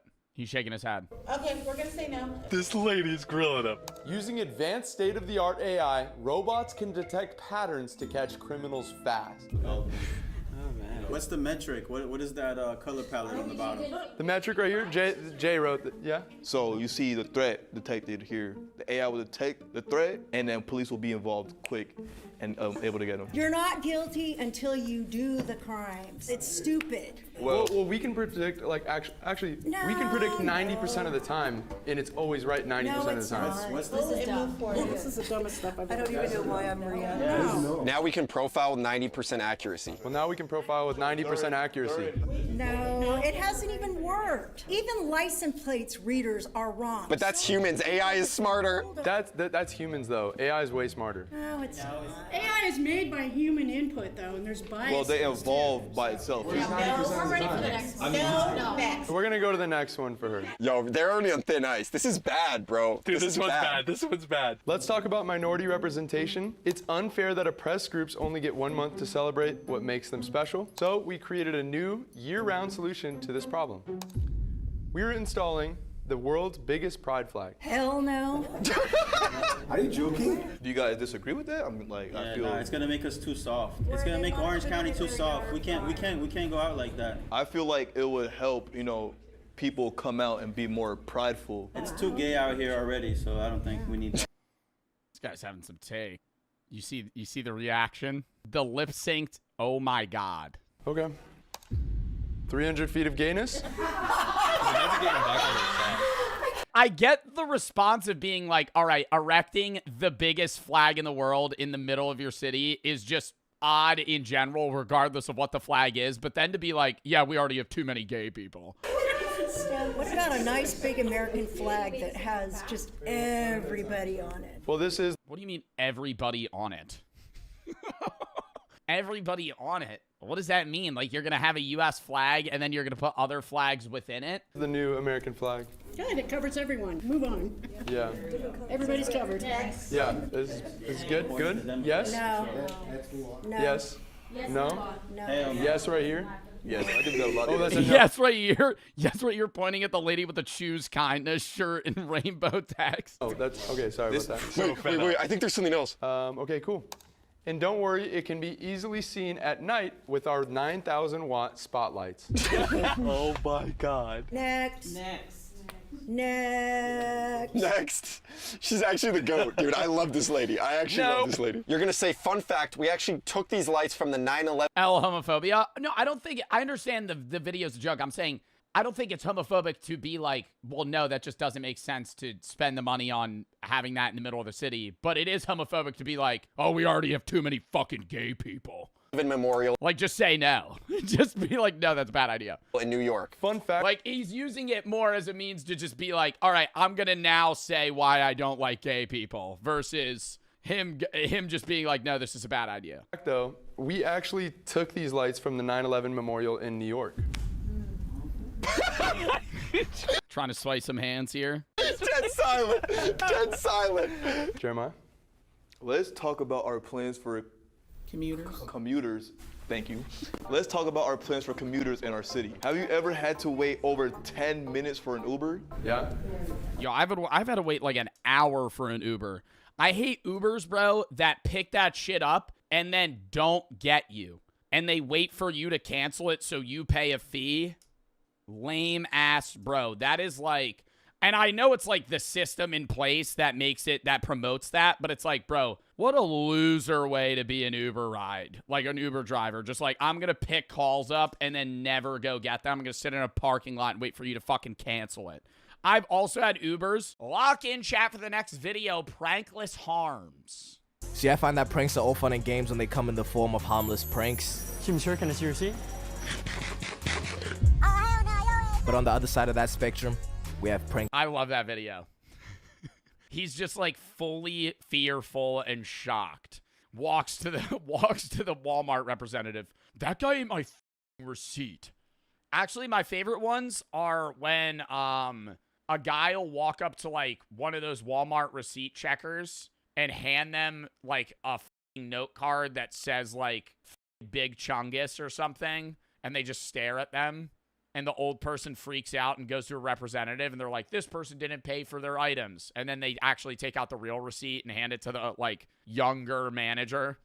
And then the manager's like, yeah, I don't know what you saw. And they make the old woman seem like crazy. Spectrum, we have prankless harms. Yeah, I'm not a fan of these. I also, yeah, well, this is fake. But I'm not a fan of I'm not a fan of, like, public harassment pranks, if that makes sense. When you go to Walmart and you, like, with an employee for 5 seconds, that's different from when you're outwardly, like, following a random person in public for 30 minutes to see how far you could egg them and rage them to the point where they, like, actually pull out a gun and shoot you. That's, like, another level of trying to make stupid content. Or like there's guys, bro, there's like up and coming not YouTubers. They make content on TikTok where they'll just go like punch homeless people. Do you see that? It was like on Twitter. It was like this one kid, he like went around and just like pushed over old people at a park. I'm like, dude, you're just assaulting people. This isn't a prank. Like, you're actually just beating up old people. If you're unsure what this video I'm showing you right now is, this is the killing my best friend prank. I say prank. Well, that was like, what year was that, bro? That had to be like 2016 YouTube. But take a look at this dude. Now let's see what the supervillain that orchestrated this has to say. Let's see how he reacts to his best friend of 5 years being My name's Sam Pepper. killed in front of him. I'ma say you took this one like a champ, really. Light work, no reaction. See, the problem with prank content is that it's stuck in this never-ending competition, you know, to do something new. Or it's not even do something new. It's bigger and better. Because, like, how many times... That's the issue of prank content, is you can't reformat it. Nothing can be changed in prank content to where it feels new unless you do something bigger. Like, you remember when prank content was as simple as, like, walking into a Walmart and football spiking a gallon of milk on the ground like you slept? I mean, it was harmless in the sense of, like, now a worker has to clean this up. But it was a low-level prank. Like, you were fucking just dropping milk in a Walmart. But how many times can you do that and it still gets views? So then you have to keep scaling until it's like, I'm killing my best friend prank. to top the last prank that the people have seen. Now, don't mistake me for somebody that I am not. I have a love in my heart for prank content. It's damn near all I was watching as a kid. Right now I'm on my intellectual arc, so let me share some wisdom with you. People find pranks funny because they play on surprise and incongruity, breaking expectations in harmless ways that trigger laughter. Key word there, harmless. And also humans at our core, we're deadass just evil, okay? We like to laugh at other people's misfortunes. And over time, pranks have done nothing but evolve, I think in mostly good ways. But even a lot of the pranks back then were kinda OD. You'll remember this guy with the I think, like, cosplay pranks are also pretty funny and, like, harmless. Where, like, the guy that does the Labubu shit, Juicy Jacob, he'll go into a Walmart dressed as the Lorax and walk around. Or people, like, if you do that, that's kind of chill. Because you're not fucking with people, so you? No, not me. It's not me. As I was saying, though, I think if you do that and you're, like, cosplaying as certain people, like Megamind, and you're just, like, walking around and fucking with people, it's like they could just ignore you if they don't like you, versus you, like, directly walking up and targeting somebody and being like, hey, and then trying to fuck with them. pansexual mother of 3 haircut. Yeah, this 2017 tall fishman having cut ass nigga. Bruh, I remember I used to think that haircut was so hard, though. Bro, that was like the ideal haircut. Ass nigga. This is Prank Invasion. Yeah, he's best known for his, kissing What up, prank. invaders? Chris here. All right, so today we're here at Venice Beach, and we're gonna be kissing girls right in front of their boyfriends. Okay. Just one question for you, gang. That's not really a prank. that's not really a prank. I'm gonna go make out with guys' girlfriends.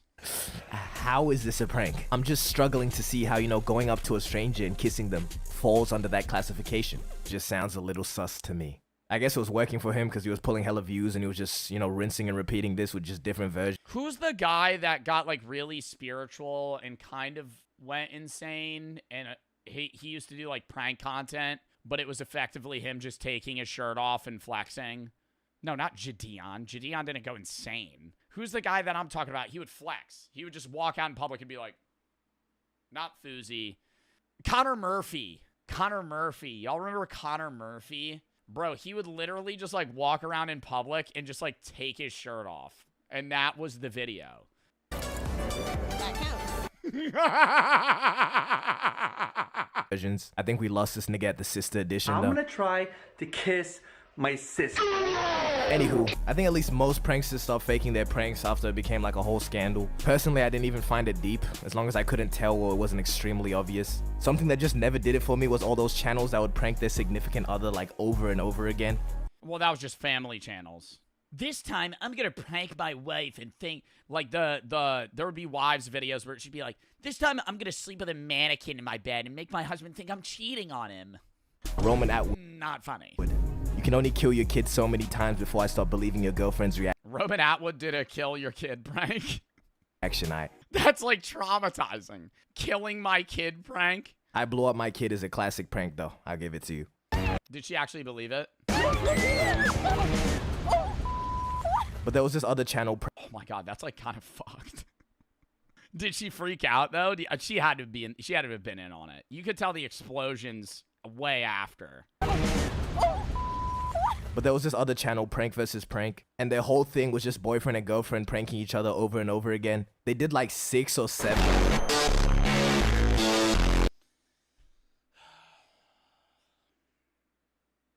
They did like 6 or 7 cheating pranks. Bro, when you have a whole prank channel dedicated to you pranking each other, you're gonna live on edge like the whole time. So after the 3rd cheating prank, it's like, bro, your reaction is not going to be genuine. Well, yeah, like after a point, you're just going into every day assuming that your partner's going to prank you for the channel. But you have to lean into it, otherwise it's not content. So that's when you get those like really corny ass intros like, "What's up, Ace? What's up, A-fam? We're going to be pranking my girlfriend today and making her think that I cut my own fucking foot off." Like these two deadass used to just terrorize each other. Like this prank where he laces her food with a ghost pepper. I think we need to realize just because the camera's on. That's kind of fucked up. Being like, hey babe, try this. It's just a ghost pepper. Doesn't make something a prank. If you are genuinely just causing somebody harm, that is not a prank. And there was these 2 kids that just... Yeah, it almost got to the point where like, I think if YouTube didn't have guidelines, I think there would actually be like drugging my friend pranks. Like that would be... I wouldn't even be surprised if there's a YouTube video from like 2013 that's like that. Like, give my friend Xanax to see how he reacts. Decided to do a robbery prank. Or how did they go about this prank? Did they use like bananas instead of guns? No, these... Well, the robbery pranks, some of those YouTubers actually died. Where they would we watched a video on that, where some guy fake robbed a group of guys and he pulled out a fucking knife and they just took out a gun and shot him. I'm like, what did you think was going to happen? You walked up to a group of fucking people on a parking lot with a knife, and you're like, they're not going to fight back? Niggas use real knives. And this went as bad as possible. One kid was shot dead on the spot. Rest in peace, though, for real. But broskito, you play stupid games, you win stupid prizes. But you know what prank I really mess with? The screaming prank. Bro, didn't some TikToker get arrested for that? Like, recently. Wasn't there a TikToker that got fucking arrested for, like, screaming in, like, a Walmart and blaming it on his friend? What's the crime there? This was revolutionary. This is what pranking needs. Because modern-day pranking, right now, is just a whole lot of rage bait. Okay, I saw one today where he's checking out at a Walmart and he's like one by one handing the cashier the things he's buying, and it's like a cucumber, Magnums, baby oil, chapstick, like one normal thing, a box of chicken nuggets. And then he would just keep handing him, and the guy's face is just going like wider and wider, and he's trying to keep his composure because he's like, there's no way this guy's buying this. Or straight up just confusing people. I really don't know because I don't really know. Because it's going to be like a 4-foot drop because I have a really expensive phone. I have a 14 Pro Max. And the screaming prank was just another one of these. Until we introduced the twisted yet genius prospect of the backup screamer. See what the original prank was? You just have somebody scream in a Walmart or something and then you had to try and convince them that it was not you. It wasn't me. But the integration of the backup screamer. The integration of the backup screamer brought all the attention off you, especially if they sounded like you. I've seen backup screamers that don't scream the same, and it's not convincing because the people are going to remember the pitch, right? You need somebody that has a very similar voice to you. Somebody else take the fall. Genius. Simply just genius. Now, just before I mentioned rage bait pranks, now there's a thin line with this one between harmless prank and prankless harm. Rage bait pranks been around forever, like the calling black people neighbor prank. What's up, my neighbor? Or the farting in the hood prank, or the staring at people in the hood prank, pretty much anything in the hood. Black people. Bro, those pranks were fucking nuts. They would just be a guy that would walk up to somebody and be like, I'm like, you're asking to get beat the fuck up. Like, how much would somebody have to pay you to go in public and just stare at someone? Like, but not even from afar, like directly to their face. And when they say stuff, you don't respond. I would think that they would murder me. I'm not doing that for any amount of money. $10? For $10, bro, your ass is caving. Your ass is caving. You're not doing that. If I gave you $10, you're not walking up to a guy and going, you would maybe do it, and the second he goes, what are you doing, bro? You're walking away. You're going to be like, I'm sorry, man. Okay, so there's like a camera over there. I'm getting paid. You're going to be like, I'll give you half the money. You would immediately give up. A content farm for pranksters. And why I say there's a thin line, because, you know, we obviously have pranks like staring at people in the hood. Because obviously you're not causing anyone harm, but you know how they're going to react, you know? So when a petite white guy goes around... I think that's anywhere, though, bro. You stare at somebody like that, they'd be like, bro, what are you on? ...in the hood saying, my neighbor, with the hottest ER you've ever heard, yeah, he's going to get some reactions out of people. But when you get to putting your cheeks all up in people's faces... even if it's a real fart or not, that's a reasonable crash out. Oh, and there's this... Okay, but that is kind of funny, though, when you're in, like, a subway and somebody rips ass as a prank. Not like the fart spray. I've seen that video. Where he's in a subway and he's spraying fart spray on himself like it's cologne. And there's, like, somebody in the background just gagging. One guy on TikTok, right, that gets employees into the craziest positions and has them say some crazy shit. Come in. Are you in? Are you in? In my ass? I don't know how he'd be getting away with these. He just calls them brain teasers and people do them. Like, I know it's not part of your job to be in this position when a customer asks. Come in my butt, come in my... You high-key did this to yourself. And also just being a public nuisance. Yeah, I don't understand. Like, some random guy walks up to you and you're like, yo, you gotta get on your knees and say, but spell run. Be like, what's the brain teaser here? Since I don't think that falls under the prankless harm category. Yoo-hoo, it's a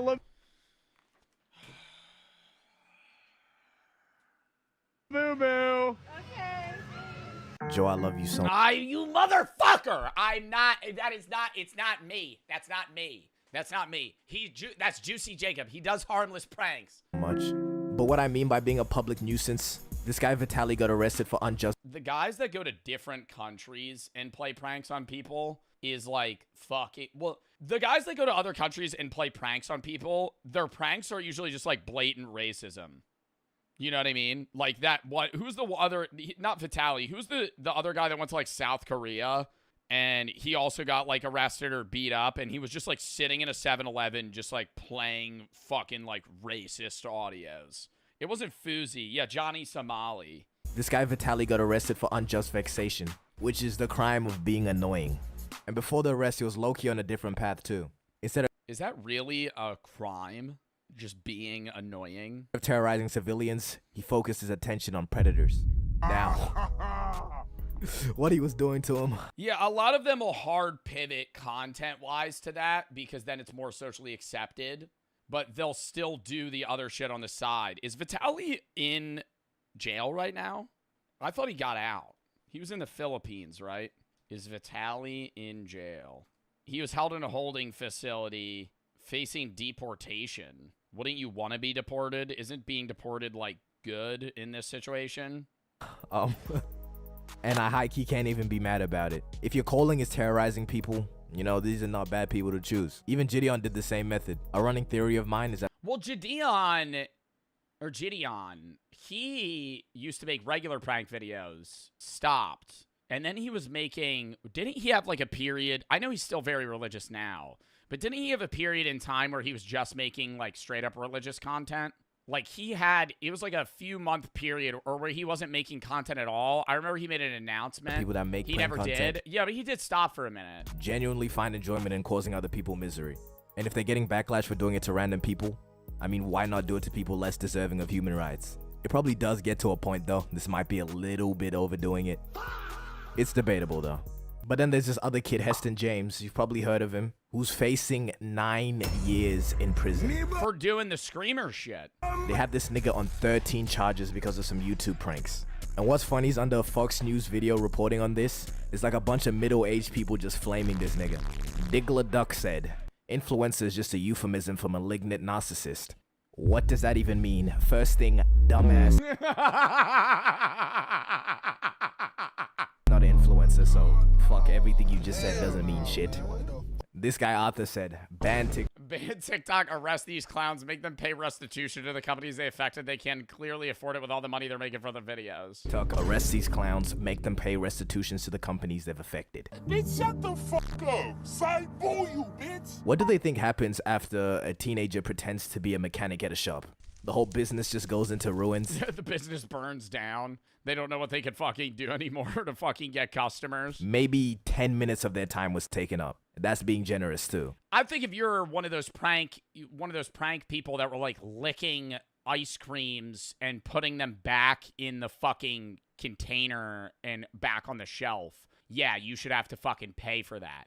But if you're like walking in to a public, you know, business and pranking somebody and leaving, that's different. There's a difference between actually publicly pranking people and doing genuine vandalism. And I'm not saying it doesn't. And like fucking what do they even be? That would be more than vandalism. If you were like eating products and putting them back, what is that? That's like a health violation. Doesn't affect these people at all. Obviously, this shit is probably annoying as hell. I'm just saying it's not that serious. Okay, multiple criminal charges over this. Who we should be prosecuting is them ass niggas from 2016 who dressed as killer clowns and terrorized the youth. Bro, I flat out have the take that if your dumbass was out on a random road in the middle of nowhere at 2 a.m. dressed as a clown holding a knife and somebody runs your ass over, that is fully your fault. That era was so weird where people were like, yeah, let's just go stand out in the woods and wait for people. I'd be like, bro, no, you're actually gonna fucking murder someone. 2016, I was only a baby. But there was genuinely a stretch of time where I didn't feel comfortable going outside. Damn. Yeah, bro, scary. I remember because it was so common. And then there was like a weird mixture of people that were prankers versus people that were actually psychopaths dressed as clowns trying to like kill people. I'm really out here being the prank police. But I deadass think a lot of quote-unquote pranks are just acts of terrorism. Okay, maybe I dragged that a little bit. Except for the fake bum prank. That one definitely fits. Correct me if I'm wrong, but what pranks are meant to be is tricking someone into getting a reaction that applies to a situation that isn't how it seems, you know what I mean? So if you were to say, oh look, there's a camera over there, they'll just be cool about it. And not genuinely bringing someone to a point where their veins are protruding out of their forehead.